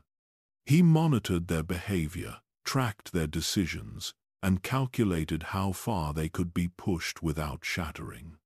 He believed that those who embraced suffering as clarity were the only ones capable of true worth. And they believed him without question. Some of the chosen began to abandon their families voluntarily, believing that attachment corrupted clarity. Others transferred out of positions they once loved, seeking harder assignments with fewer comforts. A few submitted themselves for reassessment weekly, craving further refinement. They did not fear pain. Pain, to them, was Jadus's attention. There were reports of agents who refused medical treatment because discomfort sharpened their minds. Soldiers who stood in storms for hours, claiming silence made them stronger. Civilians who willingly erased their identities from public records, hoping anonymity would bring them closer to the doctrine. It alarmed some within the Empire. But when Jadus was confronted about the extremity of these behaviors, he simply said, "They choose suffering because they seek worth." And the council found no argument. Because loyalty, this intense, this absolute, was something no other lord could achieve. The chosen were not slaves. They were not fanatics. They were reflections of Jadus's belief that clarity was worth any cost, and suffering was simply the path that revealed it. In time, the chosen became feared even among other agents, not because they were cruel, but because they were certain. Their quiet footsteps carried weight. Their empty expressions unnerved even the strongest Sith. They did not need weapons to intimidate. Their devotion was the weapon. They would not betray Jadus. They would not question him. And more than anything, they would not fail him. Because to fail Jadus meant falling back into the chaos they had fought so hard to escape. There was never a moment when Darth Jadus founded a cult. No declaration, no gathering, no symbol raised above the crowd. Nothing that resembled the religious movements the Empire had crushed for centuries. And yet, something like a cult formed around him anyway. But this was different from anything the galaxy had seen. There were no chants, no idols, no ceremonies. Just silence, shared, intentional, absolute. The people who followed him did not pray. They aligned. They adjusted their thoughts, their habits, their voices to match the shape of his doctrine. They did not worship him as a god. They regarded him as a mirror, one that reflected the version of themselves they wished to become. Orderly, clear, unbreakable, and most frightening of all, willing. The chosen were the center of this movement, but they were not its leaders. They didn't instruct others. They didn't recruit. They simply lived according to Jadus's structure, and people around them began to mimic it. They spoke less. They questioned less. They carried themselves with a stillness that felt unnatural, yet strangely calming. It spread through intelligence first, then the military, then civilian oversight divisions, then entire sectors under Jadus's influence. People stopped boasting of rank. They stopped complaining about assignments. They handed over personal freedoms without protest, not because they were forced, but because they believed they had outgrown them.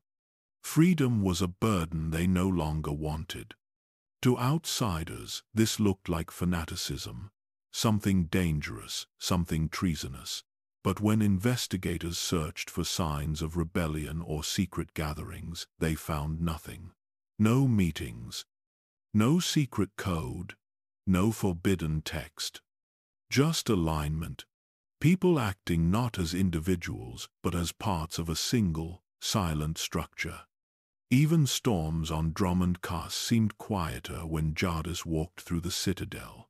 Not because the weather changed, but because people lowered their voices instinctively, as if the air carried judgment. They didn't kneel. They didn't bow. They simply adjusted small, unconscious movements that signaled submission without ceremony. Jadus never encouraged this, but he never stopped it. His silence gave no clarity, and that silence became the doctrine's most powerful force. People filled the void with interpretation, and their interpretations matched his design without needing correction.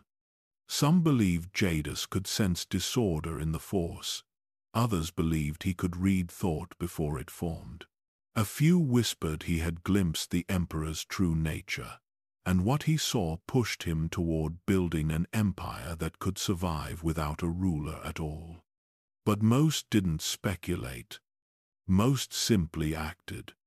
Civilians began wearing plain black badges, identical to the ones intelligence agents once used. Not official, not authorized, but symbolic. A quiet sign that they wanted to be seen as aligned.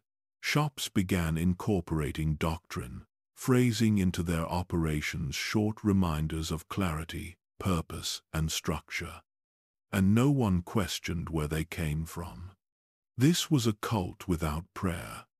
A movement without a name, a belief without worship. Its followers did not seek divine guidance. They sought correction. They wanted someone to remove the chaos they could not bear, to silence the noise they carried inside, to shape them into something that did not tremble under the weight of choice. And Jadus, without declaring it, became that someone. Not a prophet, not a savior, not a god, a structure, a living blueprint for a galaxy that could not endure its own freedom. His followers feared many things: failure, chaos, misalignment, but they did not fear death. Death was simply the end of noise, a final stillness, a perfect reflection of the doctrine they embraced.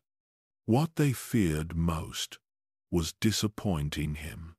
Because in their eyes, disappointing Jadus meant falling back into the life they lived before understanding, a life defined by confusion, hunger, and illusion.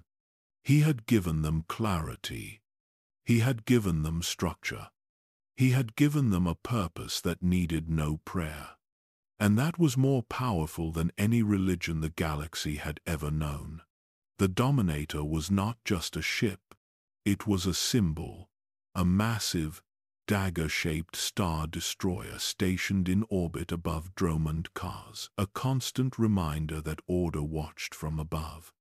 It housed agents from Imperial Intelligence, officers from the Ministry of Order, and elements of the feared Imperial Security Bureau. Its presence alone made citizens stand straighter. Its name appeared on official documents as a threat without needing to be explained. The Dominator didn't fire unless it had to. It didn't speak unless it was provoked. Like its most important passenger, it simply watched.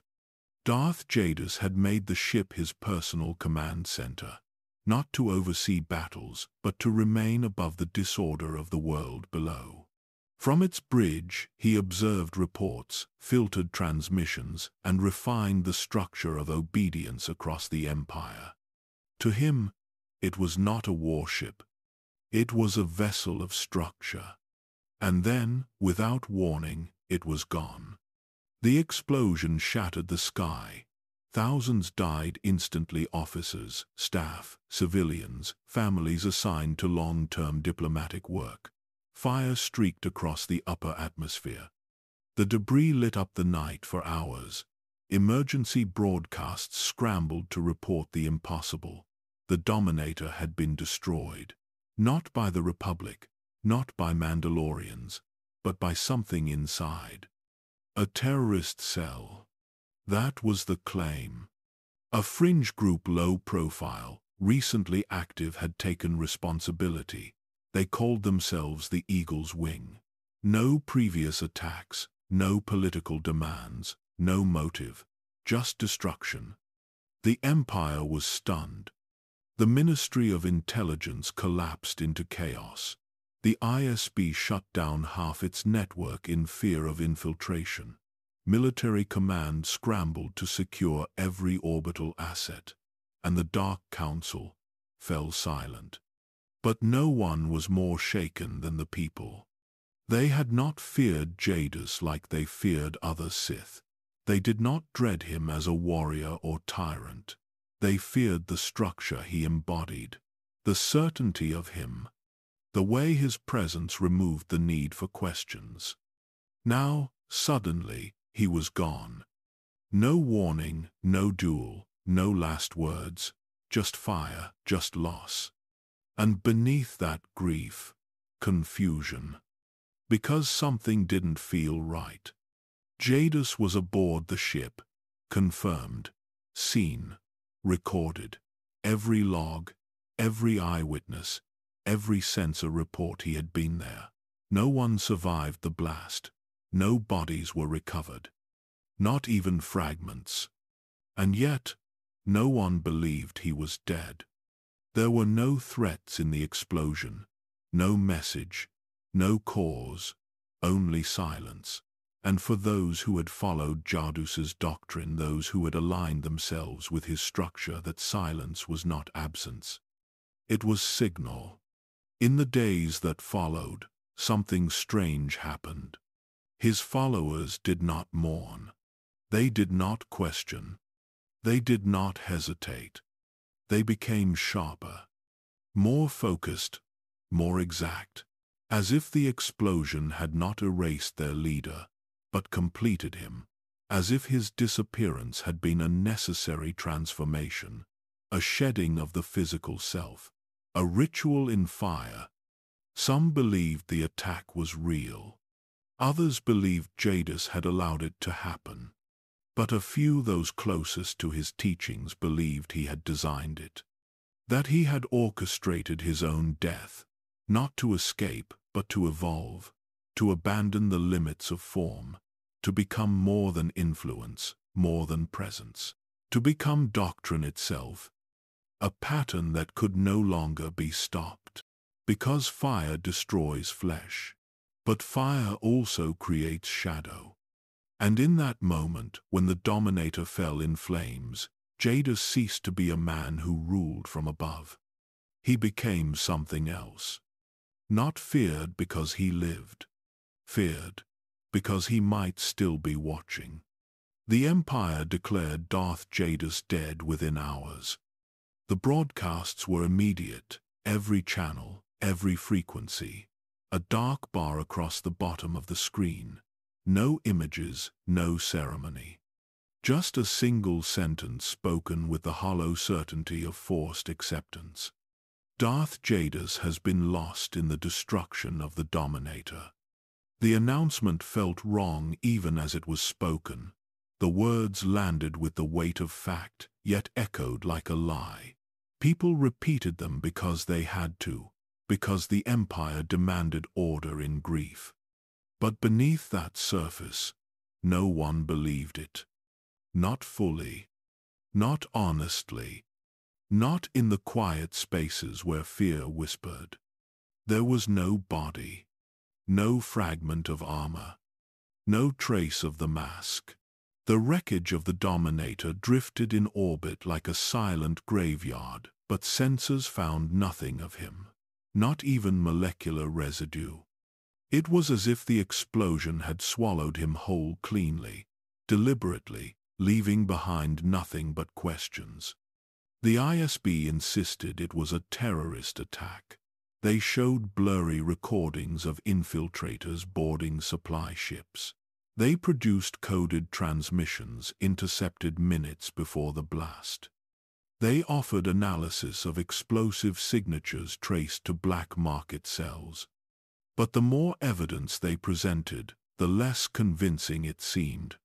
Because every trail felt too perfect. Every clue too complete. Every answer too tidy for a man like Jadus to be undone. His followers did not hold funerals. They did not enter mourning periods. They continued working with the same discipline, the same silence, the same eerie calm. When questioned about their lack of grief, they said the same thing, in the same flat tone. He is not gone.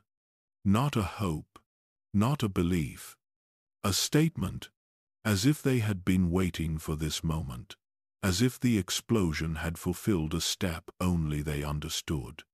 Intelligence leadership tried to regain control, but the ministry fractured under pressure. Some agents turned paranoid. Others became rigid. A few whispered that Jadus had foreseen the attack, that he had spoken of necessary refinement in the weeks before the explosion, that he had instructed his closest operatives to prepare for structural transition. None of this was proven. All of it felt precise. The Dark Council reacted with mixed emotion. Boroughs mourned publicly but celebrated privately. Vowrawn questioned the ISB's report but avoided pushing too hard. Ravage remained silent, which for him meant fear. Ma was the only one who spoke with caution. He warned that the absence of a body was not proof of death. That Jadus's mind was too exact to be undone by a single act of violence. But his warnings echoed into empty rooms. Because the Empire needed certainty more than truth. They needed Jadus to be dead. The galaxy shifted around the idea. Stock markets steadied. Military command stabilized.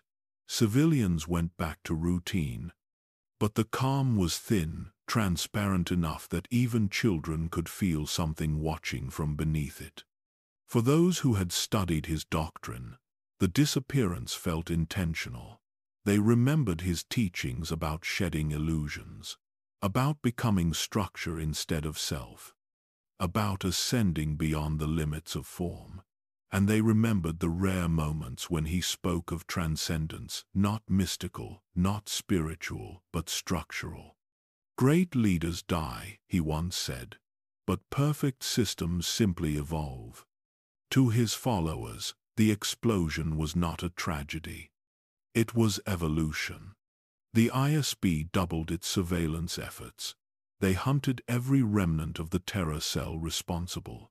They raided safe houses, decrypted caches, interrogated suspects. But each investigation circled back to the same impossible conclusion. The cell was too organized for amateurs, too quiet for radicals, too informed for outsiders. It was as if they understood Jadus's movements better than anyone else. Or worse, as if they had been guided. The Empire insisted he was dead. But silence, true silence, never lies. And the silence after Jadus vanished felt designed. A disappearance without death. A shadow without a body. A presence without a name. In the days following the destruction of the Dominator, the Empire braced for chaos. A Lord of the Dark Council, declared dead in an act of domestic terrorism. An intelligence ship, erased in seconds. Thousands of bodies never recovered, and no explanation that held. But the chaos never came. There were no riots, no uprisings, no panic in the streets. Something colder happened instead. The Empire didn't unravel. It straightened. Orders were followed with more precision. Agents filed their reports faster. Military protocols became stricter. Civilian compliance increased. Entire departments within Imperial Intelligence moved as if a silent hand had gripped their spine and pulled them upright. It wasn't fear of another attack. It was fear of being watched. Because even though Darth Jadus was gone, no one acted like he was. They remembered his silence, his stillness, the way his mask turned without motion, the way he never had to repeat himself. His voice had never shouted, but it had reshaped people. And now, with that voice removed from the air, the silence became louder. Supervisors who had once questioned Doctrine now quoted it. Commanders who had resisted his reforms began implementing them without being told. Entire branches realigned their chain of command, not by order, not by law, but because it felt like the right thing to do. Fear had become structure. Not the fear of punishment, but the fear of disappointing someone who might still be there. Watching, measuring, judging. Some agents began to sleep less, not from stress but anticipation, as if they expected Jadus to return at any moment, to step out from behind the shadows and inspect what they had built in his absence. And no one wanted to be the one who had failed his vision. There was no official doctrine passed down, no new leadership appointed, no voice claiming to carry on his legacy. But the people already aligned with him didn't need one. They remembered his phrases. Clarity is obedience without sound. Loyalty is not spoken, it is shaped. Presence is not a body, it is a system. These weren't ideas anymore. They were blueprints. And from those blueprints, the Empire began to correct itself, not through law, but through behavior. Officers walked straighter in hallways, subordinates answered faster, eye contact shortened. Reports grew more exact, meetings ended sooner, silence became a shared language. Entire squads began functioning without verbal commands. Entire departments began operating with internal alignment. It was as if his absence had left behind a gravitational pull, one that drew everything closer to the shape he had always wanted. The Ministry of Order reported a 27% increase in public discipline. Civil unrest dropped to a record low. Interrogation times decreased, not because methods improved, but because subjects wanted to cooperate. And the people who followed Jadus the closest began speaking even less. They moved in coordinated silence. They saluted without sound. They acted with a serenity that felt impossible so soon after tragedy. Because they didn't see the tragedy. They saw design. Some even referred to it privately as the directive. Not a law, not a command, a moment. The explosion, they believed, was not an end but the final instruction. The act that removed Jadus from limitation, from distraction, from form. And in that absence, they found the final piece of his doctrine. He didn't have to return, because the doctrine would. In them, in their choices, their breath, their posture, their pause before answering, every micro-decision made in the shadow of his silence became proof that they remembered what he taught, that they understood the design, that they did not need fear to obey, only structure. And now, they were the structure. In the beginning, Darth Jadus was a name, a presence, a mask worn by a man who did not need to shout. But after the Dominator, he was no longer any of those things. He became something else. Not a figure in a chair, not a lord among others, but a force beneath the skin of the Empire. There were no more transmissions from him, no holograms, no coded directives, but the absence was not empty. It was dense, heavier than his voice had ever been. The people who once served him began to speak of him differently. Not in the past tense, but in lowered tones, as if he could hear. They didn't ask if he had survived. They didn't question if he would return. The answer to both, they believed, was already around them. He had not survived as he was. He had survived as they were now. His disappearance wasn't exile. It was execution of a larger plan. The Eagle's Wing terror cell, once blamed for the attack, had vanished just as easily. Their leaders killed, their members scattered. But the precision of their movements, the timing, the methodology, all of it bore the fingerprints of design. Some even began to wonder if they had been real at all, or if they had been built by him. Because the final phase of obedience wasn't fear. It was faith in absence.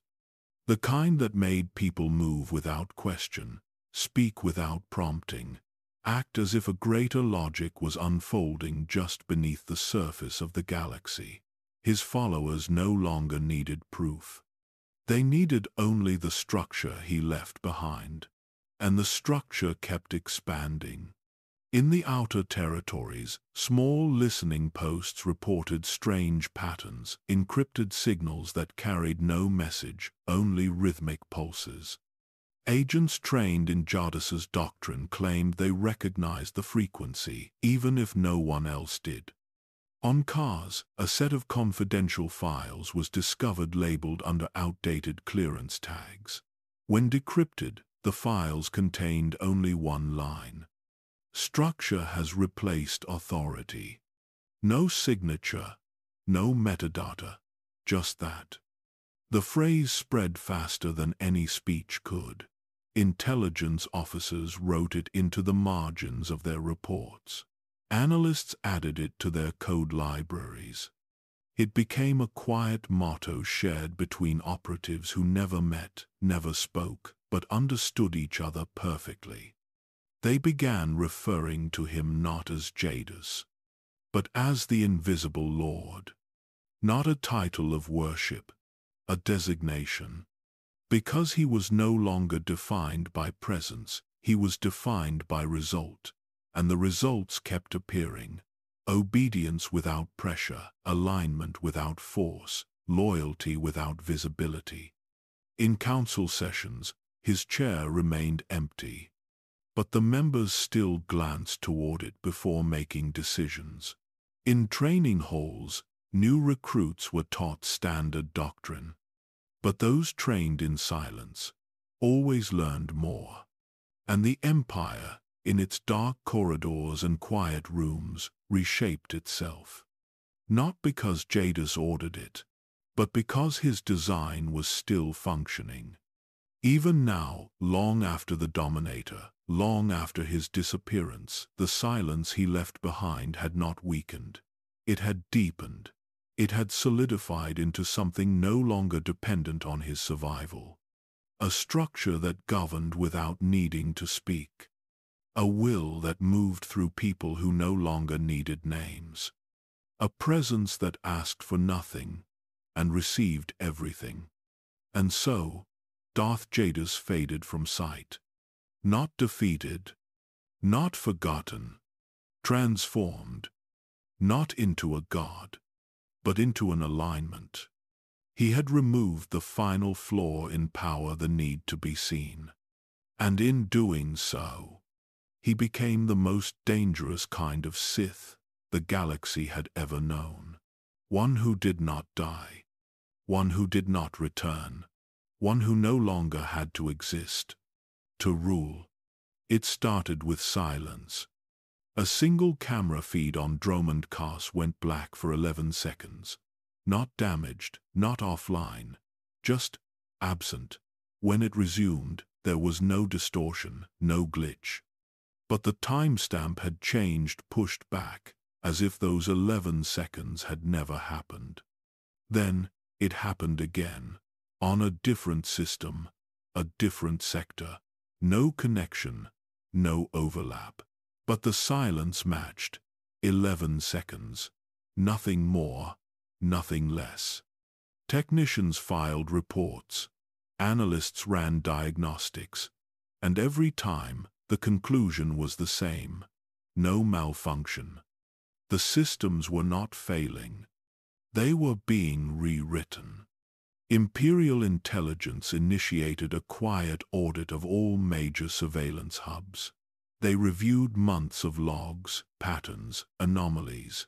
What they found was impossible. Footage overwritten with flawless replicas. User access logs forged at the hardware level. Encrypted files unsealed without the encryption ever being broken. It wasn't a breach. It was an edit. Something was slipping past the Empire's most advanced security layers, not to destroy, not to steal, but to watch, and then vanish without residue. Some blamed enemy slicers. Some whispered of Republic infiltration. But those who had served under Darth Jadus didn't ask questions. They had seen this before. Long before the Dominator, before the explosion, before the vanishing Jadus had tested systems for their breaking points. Not in terms of strength, but in terms of predictability. How much noise could be removed before the system failed? How much silence could it absorb before behavior changed? And now, something was applying that same logic, on a planetary scale. Entire regions began reporting phantom glitches, conversations recorded but never played back, clearance codes accepted that were never issued, personnel files rewritten with perfect accuracy but wrong intent. Everything functioned, but nothing was clean. It was like walking into a room and sensing that someone had moved the furniture. Not wrong, just off. High command analysts tried to trace the source of the edits. They hit walls, not firewalls, real ones. Blank data spaces where records should have been, perfect gaps. Not corrupted, missing, as if they had never been created. That was the first sign that this wasn't sabotage. It was design. Because where sabotage leaves a mess, this left a pattern. The 11 seconds became a signature.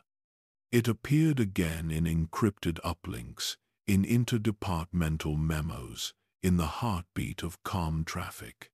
Not always visible, but traceable. 11 seconds of interruption, followed by restored functionality. No damage, no alert, just silence, and then realignment. It was surgical, intentional, and, to some, familiar. One intelligence operative, an old handler who had once trained under Jadus, reviewed the pattern. He said nothing for 3 days. Then he submitted a single line into the official report. This is how he used to observe. The Empire classified the audit immediately. No one spoke of the systems that blinked.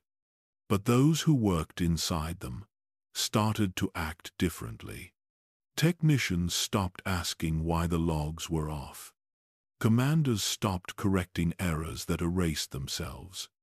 Analysts began submitting reports early, before being asked. Everyone moved as if they were being watched. Because in a way, they were. Not by cameras. By structure. By something within the very architecture of their systems.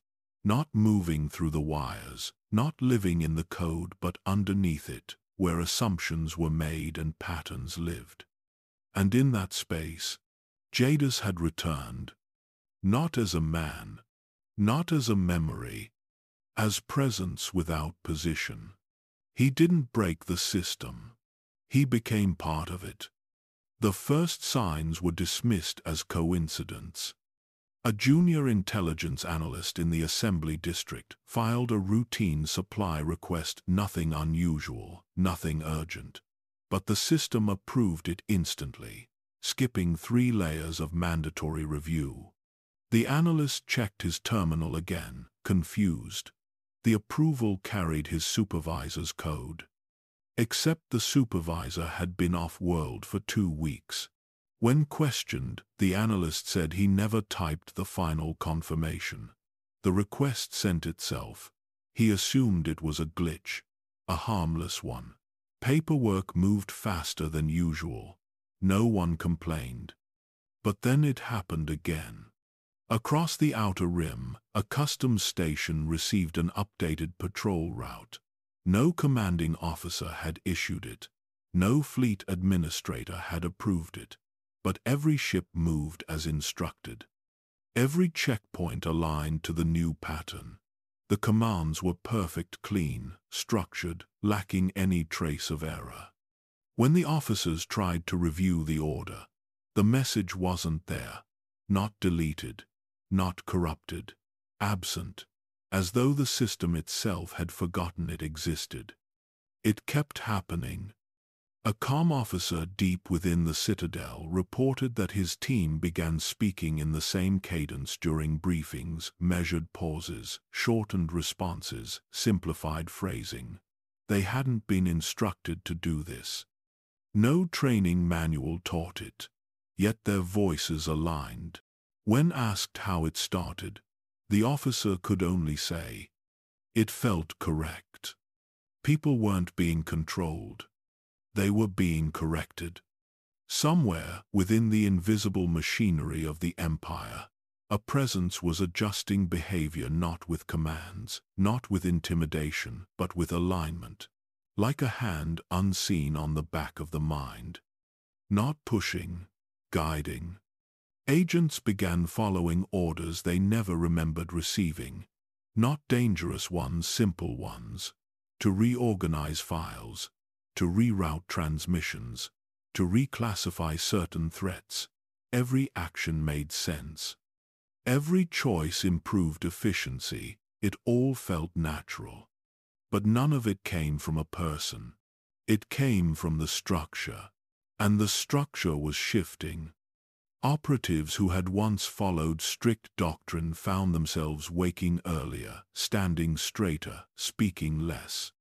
Senior officers discovered that their junior staff had pre-completed tasks they hadn't been assigned yet. Some believed it was initiative. Others feared it was infiltration. But those who had known Jadus recognized the pattern. This wasn't mind control. It wasn't domination. It wasn't the Force. It was precision of thought. The kind Jadus cultivated. The kind he designed. The kind he left behind. Signals flickered across secure lines, undetectable to most, but unmistakable to the few who understood the rhythm. Not words, not code, a pulse, a subtle suggestion buried inside communication packets. Something small enough to be ignored, but large enough to influence. A pause before a command. A slight shift in formatting. A tone of formality that shouldn't be there. Everywhere, people began mirroring a singular style. Not Jadus's voice. His structure. Even directives issued by unrelated supervisors began to resemble his phrasing: clean, distilled, absolute. Officers noticed that their teams completed tasks in exactly the order Jadus would have chosen. Even those who hated him found themselves making decisions he had once made. And none of them realized why. The Empire wasn't hearing a voice. It was following a pattern. That was Jadus's genius. He didn't implant control. He embedded direction. He didn't force obedience. He shaped it. Now, months after his disappearance, the conditioning reached full maturity. Agents align not because someone told them to, but because their minds had been refined to prefer alignment. It wasn't psychological takeover. It was systemic instinct.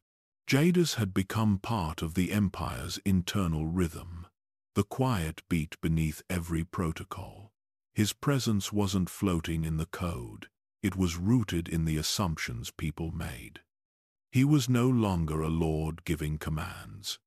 He was the unspoken rule behind them. There is a moment in every investigation when logic reaches a wall, a point where data stops answering questions and begins creating new ones. For Imperial Intelligence, that moment arrived 3 months after the Dominator fell. They had no coordinates, no signals, no sightings, no witnesses. But they had movement. Patterns that behaved like footsteps without prints, shadows without bodies, commands without commanders.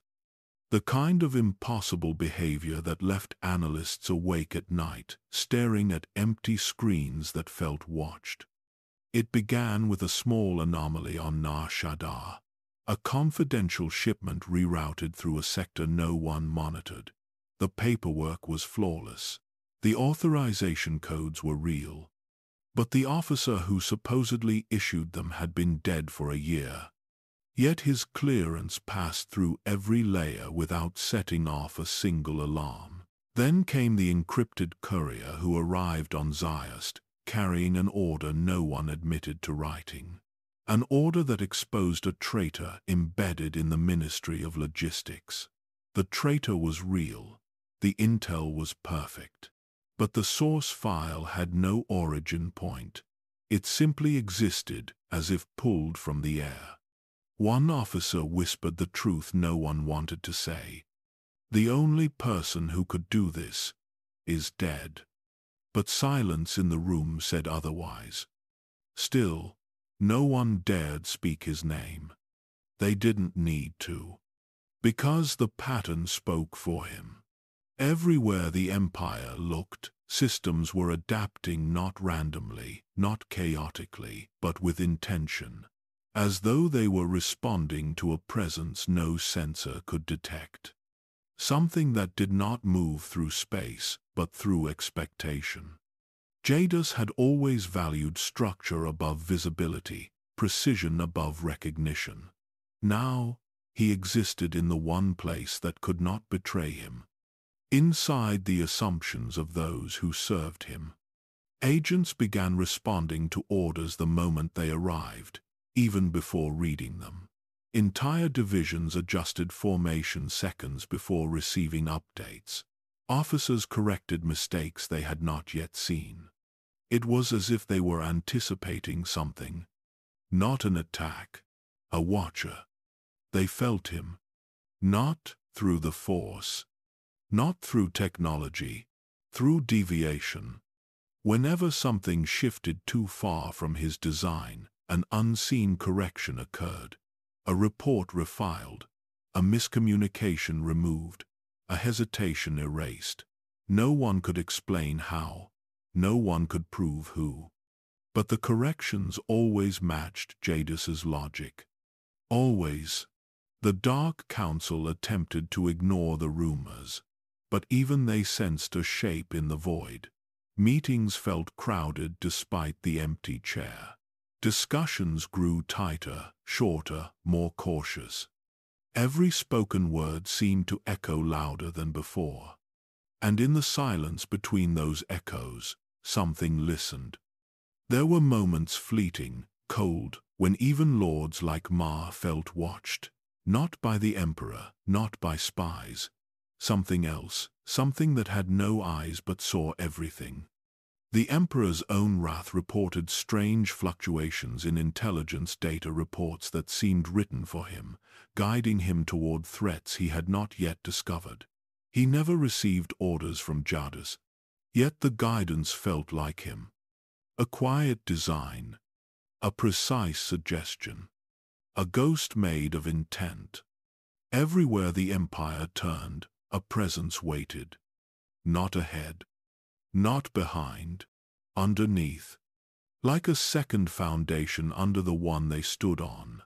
A structure, invisible to the eye yet strong enough to shape behavior, fear, and instinct.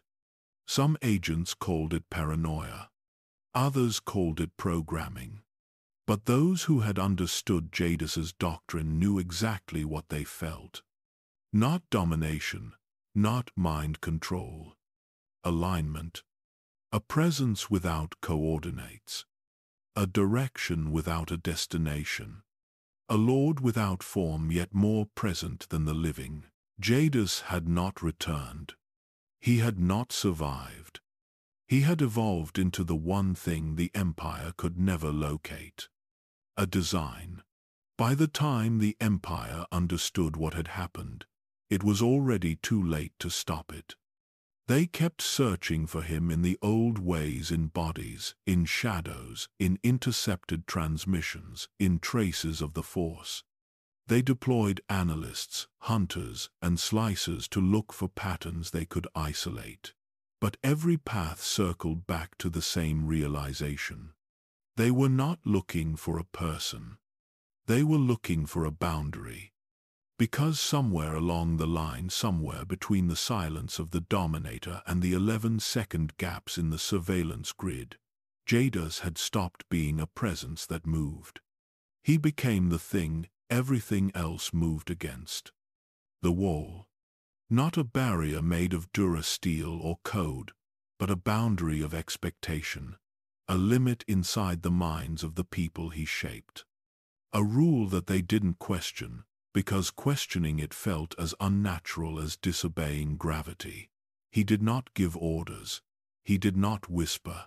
He did not correct. He simply existed as the frame, and everything else aligned to fit inside it.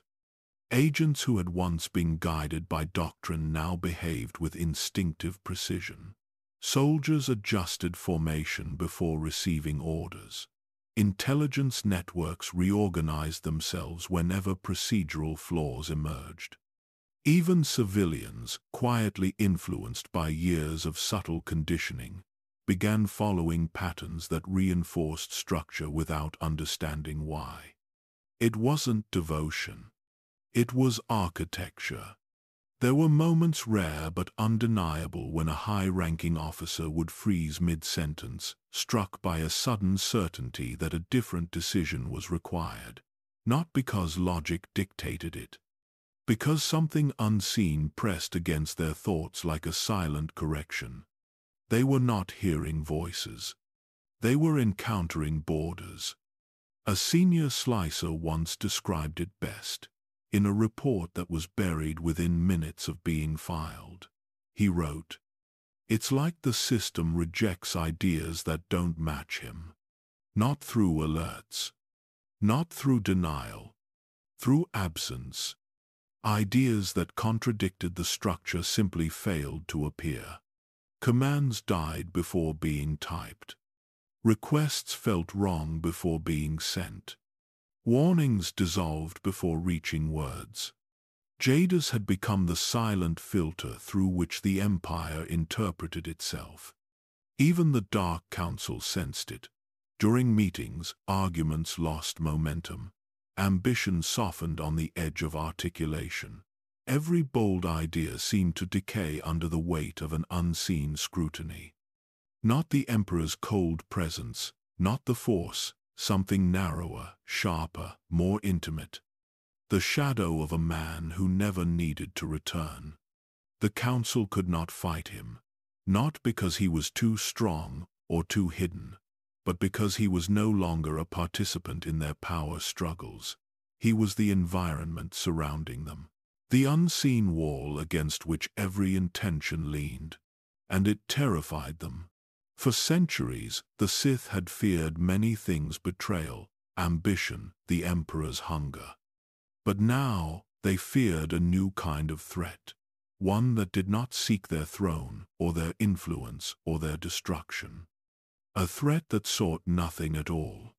Because Jadus did not need desire. He had design.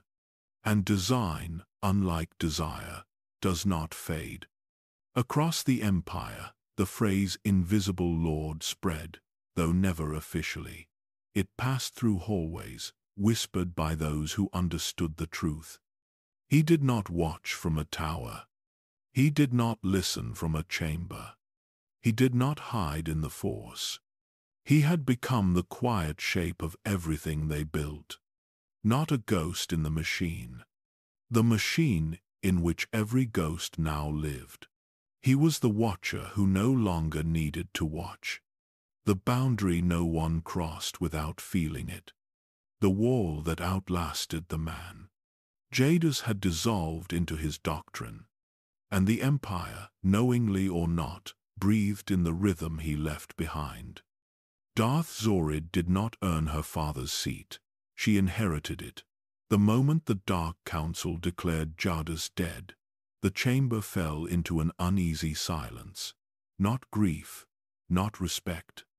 A silence shaped by uncertainty, because everyone in that room knew one truth they would never say aloud.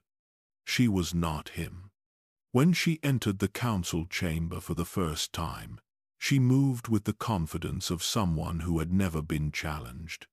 Her robes were extravagant, her mask excessive, her voice laced with a trembling arrogance she mistook for strength.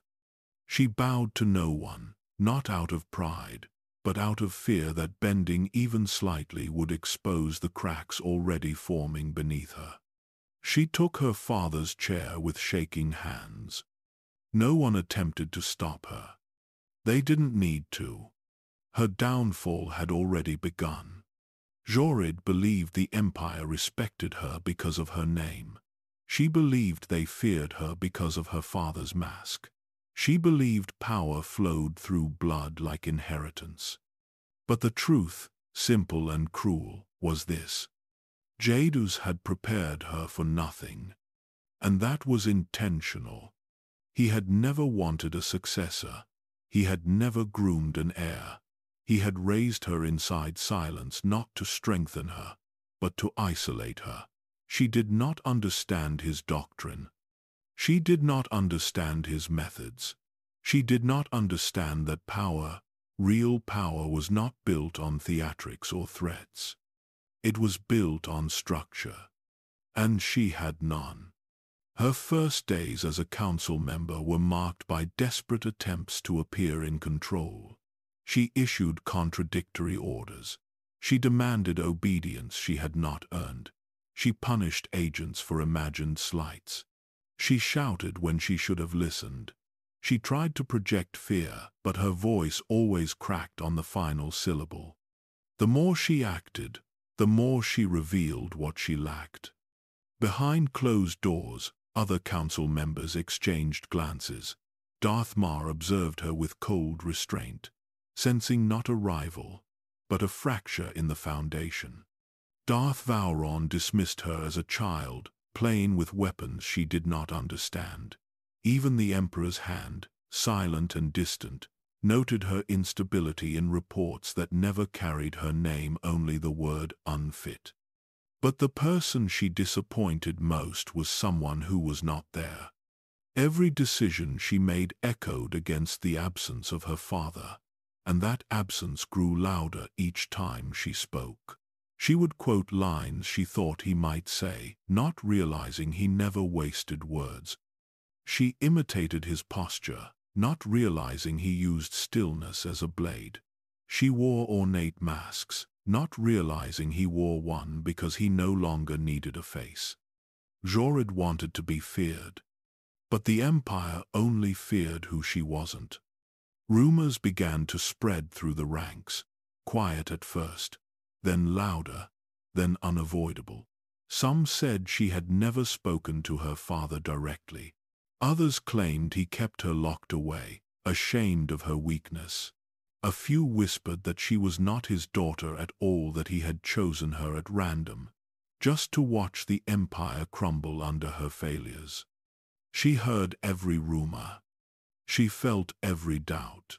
And in her desperation, she clung even harder to the one thing she thought she possessed: his legacy.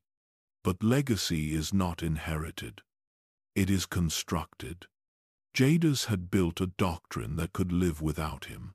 Jorid built nothing except fear of embarrassment. She didn't see it yet, but she was already following a path he had laid for her. Not toward greatness, not toward power, toward collapse. Because the truth was simple and devastating. Jadus did not need her to succeed. He needed her to fail. Her failure would reveal what he always believed, that bloodline was weakness, and structure was the only heir worth leaving behind. Jorid stepped into her father's shadow, believing it would protect her. She never realized it was a doorway, one she was never meant to survive. Jorid believed power would hold her up. Instead, it exposed every weakness she tried to hide.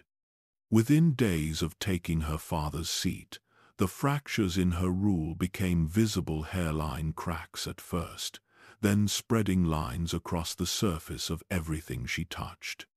She clung to authority like a lifeline, not realizing it was the weight pulling her under. Her first major decree was a disaster.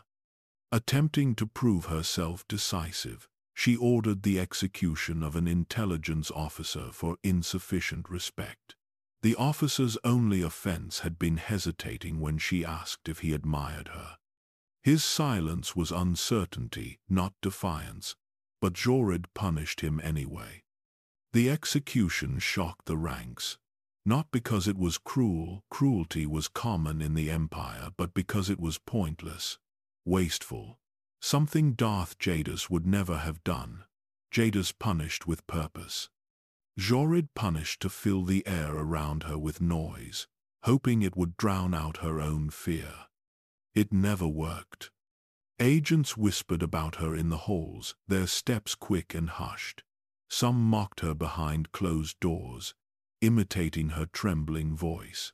Others feared her temper, but not her logic. Her decisions were as unpredictable as they were damaging. She dismissed experienced advisors for imagined betrayals. She accused entire departments of plotting against her. She changed procedure on a whim, then forgot the changes days later. She was not a tyrant. She was a storm, and storms leave nothing standing. Her political isolation deepened when she sought support from the Dark Council. She expected respect. She found contempt. Darth Maul confronted her directly, questioning her competence with the same calm blade he used on the battlefield.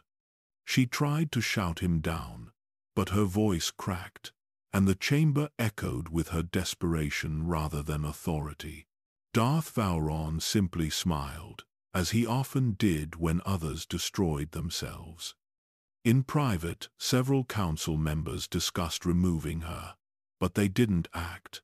They didn't need to. Her fall required no interference. It was happening on its own, unfolding with the inevitability of a collapsed structure. A throne made of cracks does not break from outside pressure. It breaks from within. Jorid's paranoia grew into obsession. She increased surveillance on her own agents, demanding constant reports of loyalty. She interrogated subordinates over the smallest delays. She accused operatives of treason when they questioned her orders. Every action she took pushed her further from the support she desperately needed. What she didn't understand, what she couldn't understand, was that she wasn't fighting enemies. She was fighting expectations. Jadus had left behind a doctrine of precision, silence, and control.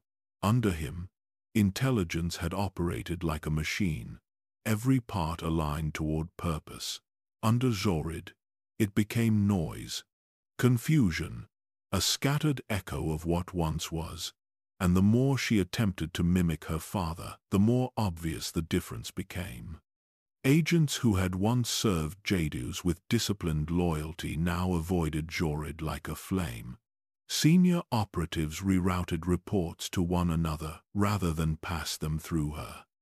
Some even began acting independently, following the principles Jadus had embedded rather than the chaotic orders Jorid issued. She mistook this for rebellion. It was simply the structure correcting itself. One officer put it plainly, though never to her face. She commands, but the ghost of her father leads. Jorid could not escape the shadow cast by a man who no longer needed to exist. Her every decision highlighted her inadequacy. Her every failure strengthened the legend of Jadus. The more she tried to claim his legacy, the more the Empire realized she was never meant to hold it. Her throne was not built for her. It was a test, and she was failing exactly as designed. The cracks spread wider. The foundation weakened. The collapse was inevitable. All that remained was the moment she finally understood. She had not replaced him. She had revealed him. There comes a moment in every failing ruler's life when they realize the enemy they fear most is not outside their walls. It is the reflection they cannot escape. For Jorid, that moment arrived slowly, not as a single revelation but as a constant pressure, an invisible presence that seemed to follow her through every corridor, whispering what she already knew. She was not her father, and the Empire knew it. At first, she thought she could outrun the comparisons. She plastered her chambers with banners bearing his sigil. She ordered artists to create massive hollow projections of Jadus, taller and darker than the originals. She forced her agents to refer to her as his true successor. But every attempt only made the contrast sharper. Where Jadus spoke in measured, haunting calm, Jorid rambled in frantic bursts. Where Jadus inspired obedience through silence, Jorid demanded it through threats. Where Jadus moved with purpose, she stumbled from crisis to crisis. No matter how tightly she wrapped herself in his legacy, it never fit. It hung off her like a robe several sizes too large, heavy, dragging, suffocating. The Empire began to feel the emptiness left by his absence more sharply through her presence. Each failure of hers reminded them of what he had been.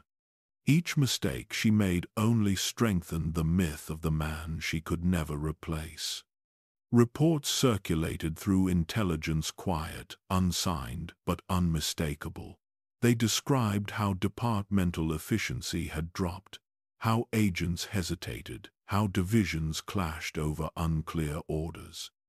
Jorid blamed sabotage, but deep down, she sensed the truth. The Empire wasn't falling apart. It was adjusting to her, and rejecting her in the process. She tried to hunt down those who doubted her, but doubt cannot be executed. She tried to silence whispers, but whispers grow louder in fear. She tried to remove her enemies, but her greatest enemy was the legacy she desperately clung to. Agents who had once followed Jadus with unwavering discipline now avoided her. They performed their duties with the bare minimum of respect. They answered her questions with rehearsed lines. They obeyed, but only outwardly. Inside, their loyalty remained aligned with the doctrine of a man whose presence still shaped their thinking. Jorid, in her panic, believed this was treason. What she never understood was that it was memory. Her father had spent years structuring the minds of those beneath him, not with affection, not with fear, with expectation. He molded them into instruments of precision. And when she stepped into his seat, she stepped into a symphony she could not conduct. The more she tried to impose her will, the more discordant the Empire became. She blamed her advisors, her officers, the Dark Council, even the Emperor himself. But late at night, in the dim blue glow of her private chambers, the truth settled on her like cold ash. She felt watched, judged, measured against a standard she could never reach. Sometimes she would walk through intelligence's silent halls and swear she sensed him, her father, standing just beyond her vision. Not as a ghost, not as a memory, as an expectation pressing down on her shoulders, heavy enough to bend her spine. She would whisper into empty rooms, "Father, tell me what to do." But silence was all she received. Not because he was gone, because silence had always been his answer. Jorid had spent her life trying to understand him, to please him, to stand beside him. Yet she never realized he had never intended her to rise. She was not shaped in his image. She was shaped in his absence. A reminder, a warning, a contrast. And now, as the Empire compared them more openly, her desperation twisted into fear. Not fear of losing power, but fear of being forgotten, erased by the shadow she could not outrun. Because shadows, once cast, do not chase. They wait. And Jadus's shadow was waiting for her collapse. Darth Jorid's end did not arrive in a single moment. It unfolded slowly, like a structure collapsing from the inside, silent, suffocating, and inevitable. There was no grand duel, no dramatic betrayal, no final speech. Only the quiet truth settling over the Empire. She was not built to stand. She was built to fall. The signs were everywhere. Her agents stopped reporting directly to her. Field operatives rerouted their intelligence to regional commanders. Even her personal guard hesitated before obeying her commands. It wasn't treason, it was instinct. The instinct taught to them by her father. The instinct to follow structure, not noise, order, not chaos, precision, not panic. She had become everything Darth Jadus rejected. And that was the point. Her paranoia sharpened into terror. She accused entire divisions of plotting her downfall. She interrogated loyal officers until they broke. She ordered investigations into threats that never existed.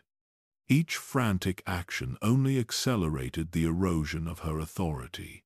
She clawed at power with shaking hands, never realizing that the tighter she gripped it, the faster it slipped away.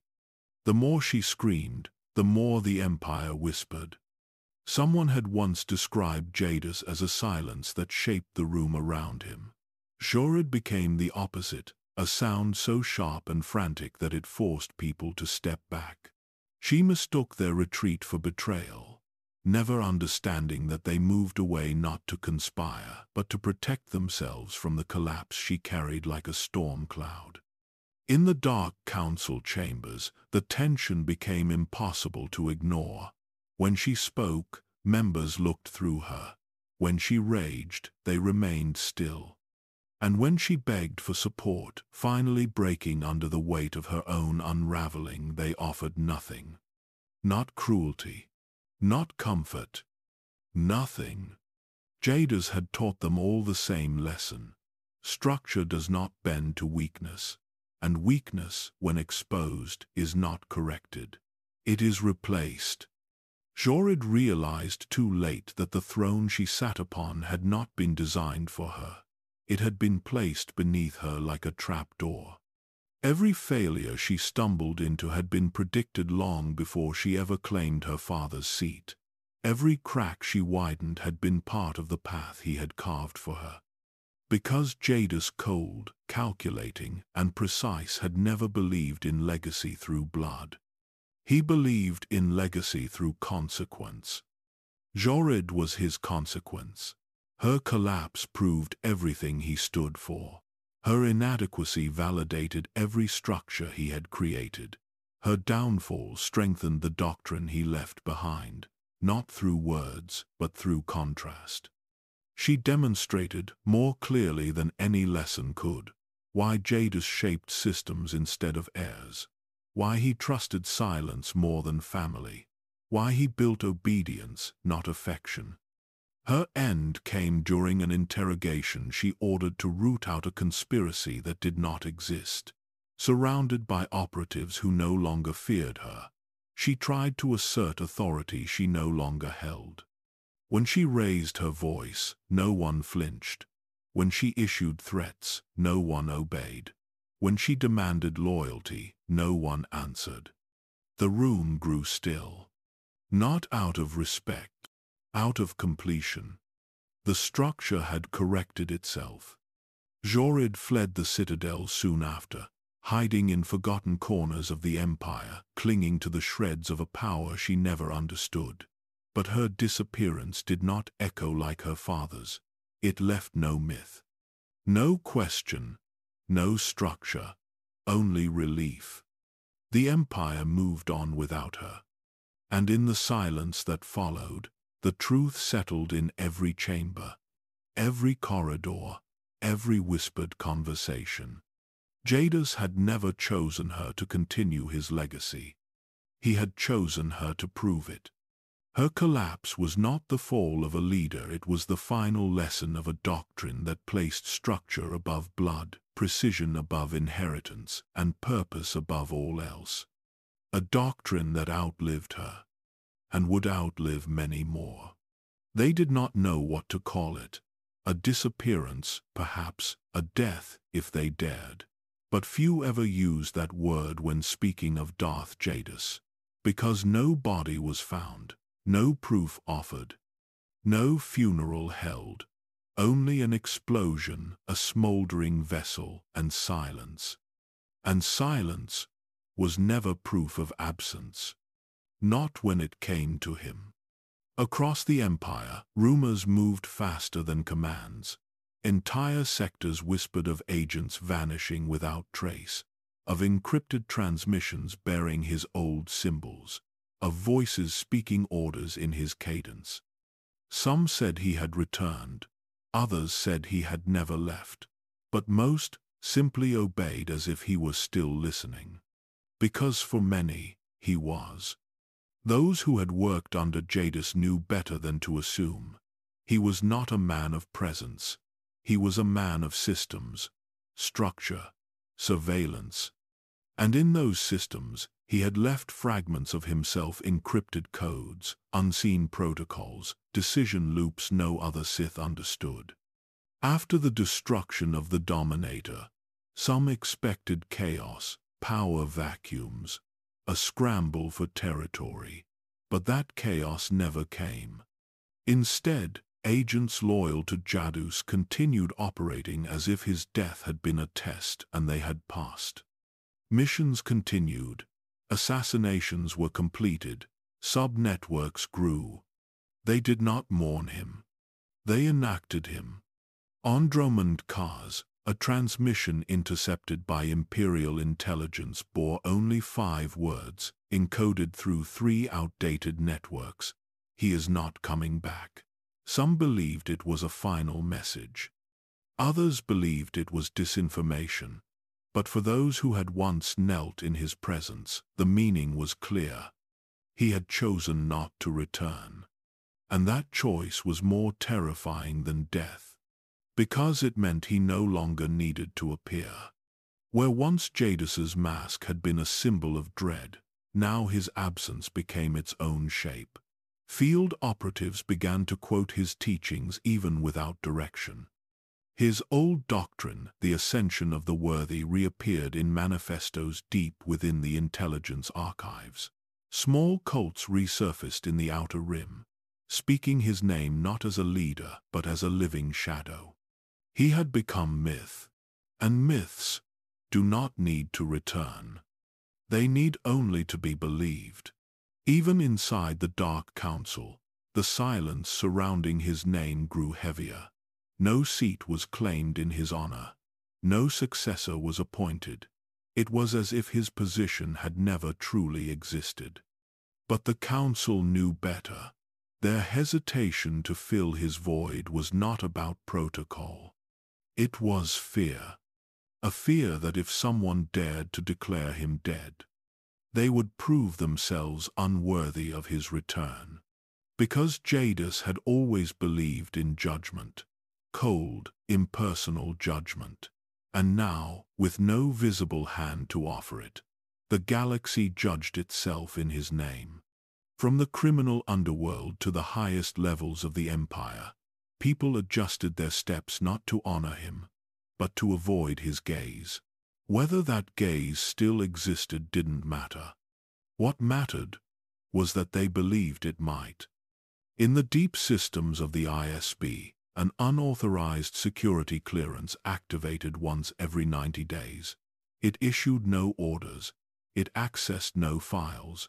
It only opened, observed, closed. Some believed it was a glitch. Others thought it was an old Jadus backdoor left unpatched. But there were those who watched the logs closely, who noticed that after each access, subtle changes followed, arrests approved faster, disciplinary actions revised, certain operatives reassigned without explanation. There was no face behind it, only movement, only order. And so, the Empire waited, not with hope, not with certainty, but with discipline. Because Darth Jadus had taught them all the same rule. The return of power is never announced. It is revealed in the silence that follows obedience.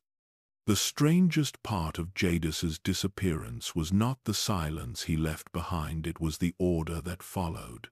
In the vacuum where chaos should have risen, something else took shape, something colder, something cleaner, a structure that did not need a speaker to be heard. It began with behavior.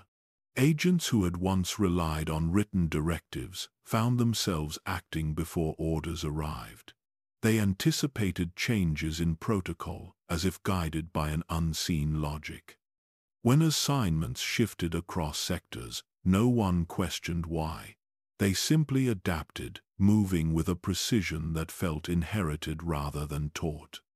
This was the first sign that Jadus's doctrine no longer required his voice. It lived in the people he had shaped. A small intelligence division on Balmora updated its operating procedures, removing redundant approvals, tightening communication, enforcing silence between units except when absolutely required. No order was given. No meeting held. The changes simply appeared, spreading across the division like a correction. When questioned, Officers claimed they were standard, none could remember who initiated them. On Ziost, a training regiment returned to exercises used only under Jadus's oversight, harsh, isolating drills focused on emotional suppression and mental endurance. These methods had been banned years earlier. Yet instructors reintroduced them as if rediscovering an old instinct.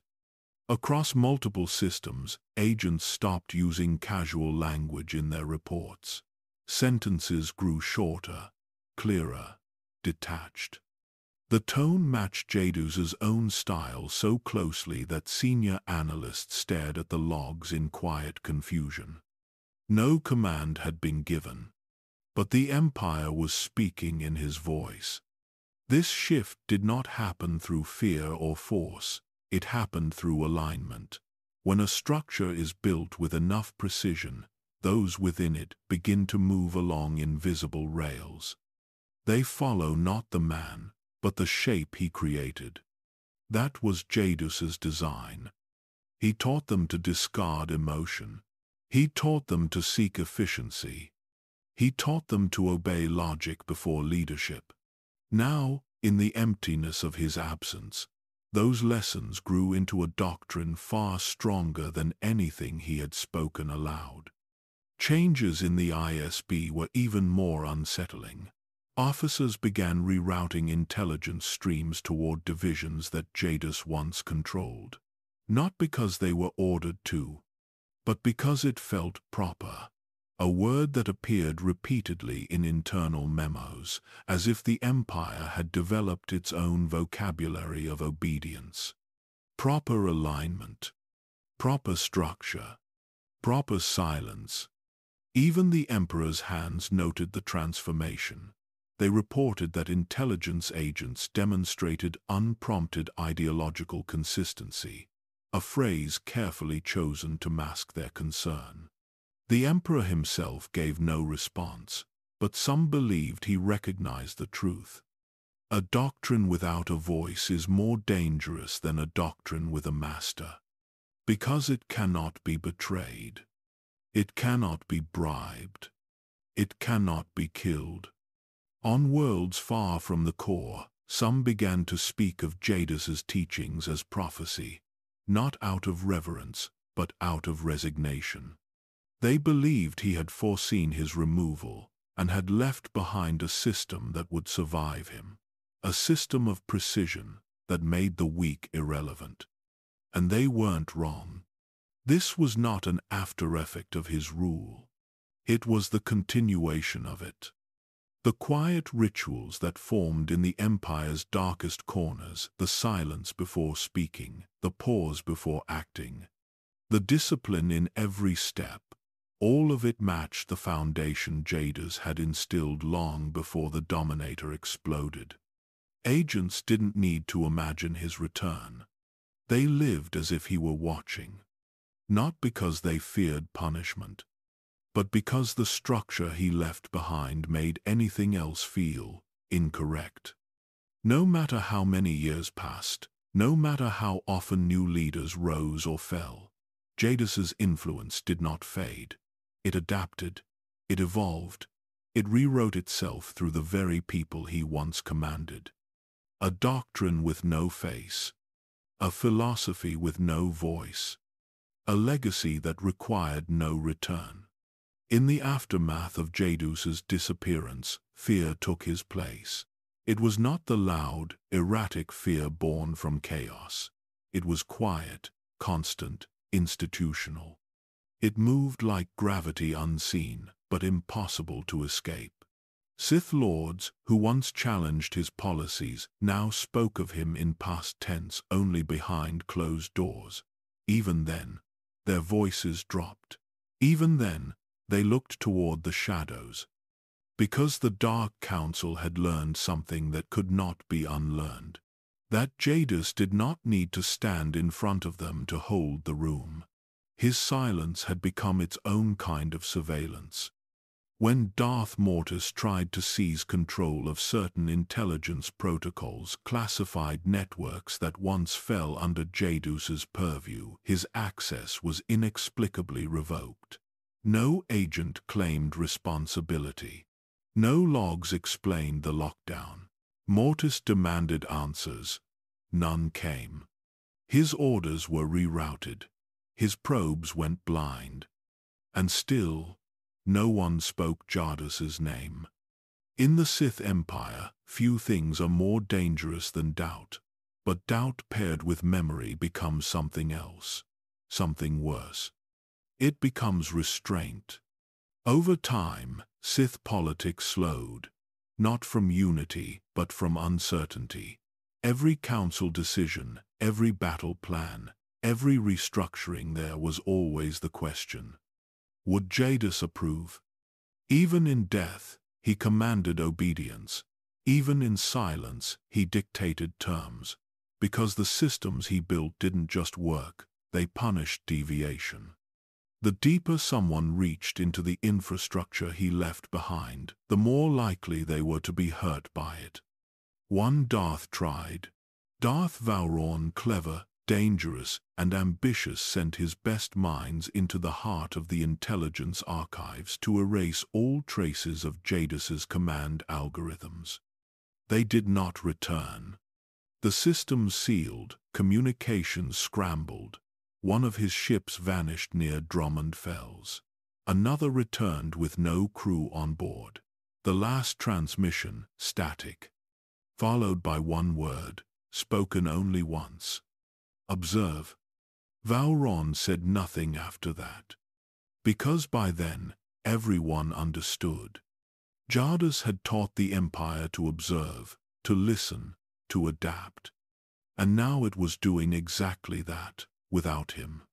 Even the most secure offices in Cast City began to adopt behaviors that no one had ordered. Security doors remained shut an extra second. Cameras blinked in strange intervals.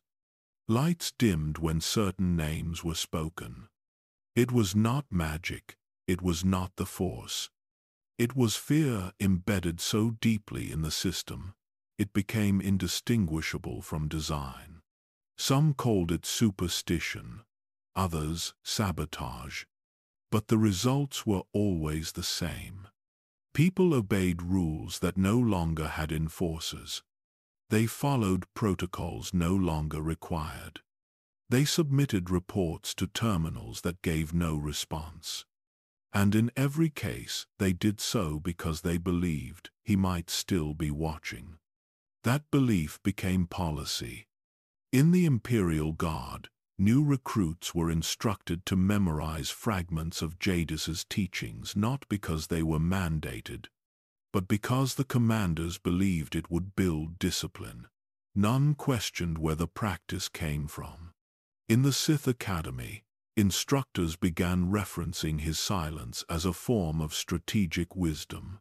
A few even speculated that his absence was tactical, that he was waiting, that he had never truly left.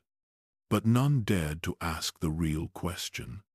What if he had become something more than Sith? What if Jadus was not missing?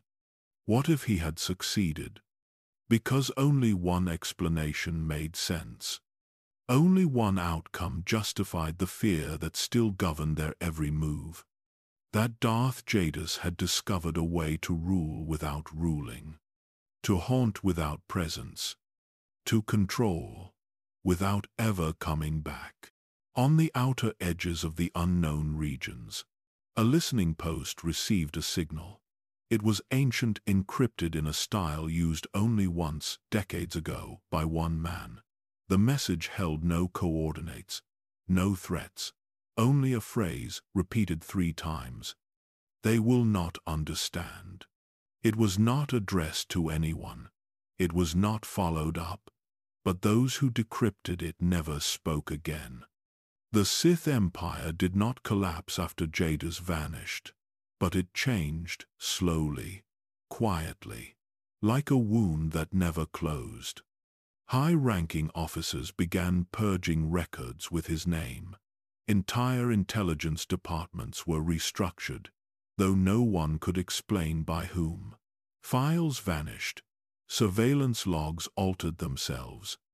Agents with no known loyalty were reassigned to dead-end posts or never seen again.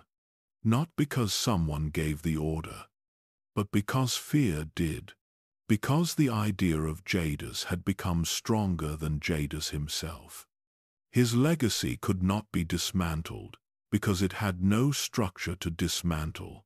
It lived in protocol, in silence, in how people paused before making decisions that might echo too loudly. It was not inherited, it was inhaled. It lived in the minds of those he left behind. Even Darth Jadus, his unstable daughter, eventually realized this. She tried to rule in his shadow, wore his colors, quoted his lines, tortured those who defied her. But the fear she generated was messy, theatrical, desperate. And the Empire knew the difference. She screamed her authority. He had whispered his. By the time she was removed from the council, no one asked what became of her. No one tried to track the bodies she left behind, because her presence had never replaced his absence. And deep down, they all knew. She had been part of his design, a controlled failure, a lesson. He had trained her to reveal what the Empire could not become, and when she did, his legacy became clearer. A model of power that did not need volume. A doctrine that did not require loyalty, only awareness. Across the Outer Rim, warlords adopted tactics that mirrored his strategies. Faceless command, encrypted communications, identity as myth. Few admitted it, but many studied him. In the Republic, intelligence agencies built profiles of Jadus in secret studies of his behavior, his speech patterns, even psychological breakdowns. The reports always ended with the same conclusion. He was not dead. Because death implied failure. And Jadus had never failed. He had transformed, not into a spirit, not into code, but into a doctrine so deeply rooted in fear and obedience that the Sith Empire, even without him, could no longer remember what it felt like to operate without his influence. He had become the thing all tyrants dream of. A phantom who ruled not with presence, but absence. Because there is no safer power than one that never has to announce itself again. And in dark corners of Imperial space, when things begin to break, when systems lock down, when operatives disappear, when encrypted terminals pulse once and go silent, there are those who still whisper a name. Not in fear of a ghost, but in acknowledgement of something worse. A legacy that watched, waited, judged, not for vengeance, but for worthiness. And maybe that was always the point. Darth Jadus did not need to return, because the empire he left behind had already been shaped in his image. And when the time came, if it ever did, it would not require him to reclaim a seat. It would only require a word, a pulse, a signal, and everything would obey. There was no throne room announcement, no gathering of Sith, no official decree. Darth Jadus simply vanished, and in his absence, the Empire discovered a kind of silence it had never known. The Council removed his name from active rosters, sealed his chambers, and reassigned his assets. But they never filled his seat. It remained untouched. Not out of respect, out of fear. Because an empty throne can say more than a ruler ever could. And this one whispered a truth that unsettled even the strongest lords. The Empire did not know if Jadus was dead or waiting. Every attempt to appoint a successor ended in hesitation. Candidates withdrew their own names, votes dissolved into silence. Even those who despised him refused to sit where he once watched. It was as if the chair itself carried a memory, a presence hovering just beyond the edge of perception. Agents who walked past the sealed chamber reported feeling observed. Some claimed they heard faint static behind the door. Others insisted the security locks changed patterns when no one touched them. No one dared investigate, because the throne was empty. But nothing about it felt abandoned. Jadus no longer needed a body. His influence no longer moved through meetings or declarations. It slipped between transmissions, crept through code, embedded itself in whispers between agents too frightened to even say his name aloud. Those who did often regretted it. Reports came in from opposite ends of the galaxy. ISB directors received encrypted messages, signed only with a black seal. Entire operations were redirected without orders. Surveillance data vanished. Agents reassigned themselves without knowing why. When questioned, they simply said, "It felt correct." No one could trace the origin. Because the origin was no longer physical. Darth Jadus had become something else, a name without flesh, a signature of fear etched into the circuitry of an empire. He no longer commanded yet still controlled. He had no need to return. His will lingered in protocols, in old holocrypts, in the broken psyche of the bureaucracy he once ruled. He had become a legend too recent to be myth, but too terrifying to be real.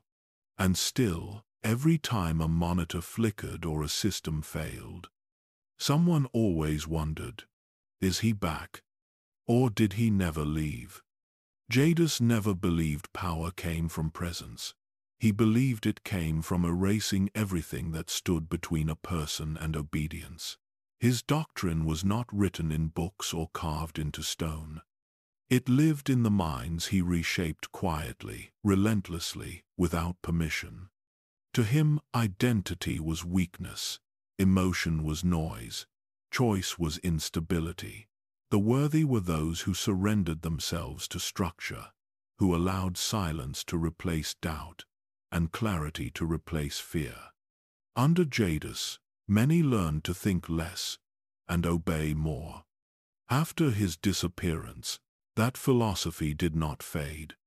It grew. Entire divisions began to move with the same cold precision he once demanded. Officers reported feeling calmer when following rigid routines. Agents ceased questioning orders. Some even described moments where their own thoughts felt distant, softened, replaced by an instinct to align. Not with a leader, with a pattern. Jadus had not simply commanded people, he had overwritten them, slowly, subtly, piece by piece, until the distinction between the agent and the doctrine blurred. What remained was obedience so pure it no longer needed direction. In the end, his greatest weapon was not terror. It was transformation. They waited for his return, not with hope, but with dread. Years passed, new wars rose, new Sith took the council seats, but none dared speak his name aloud, not even his enemies, because to name Darth Jadus was to invite his gaze.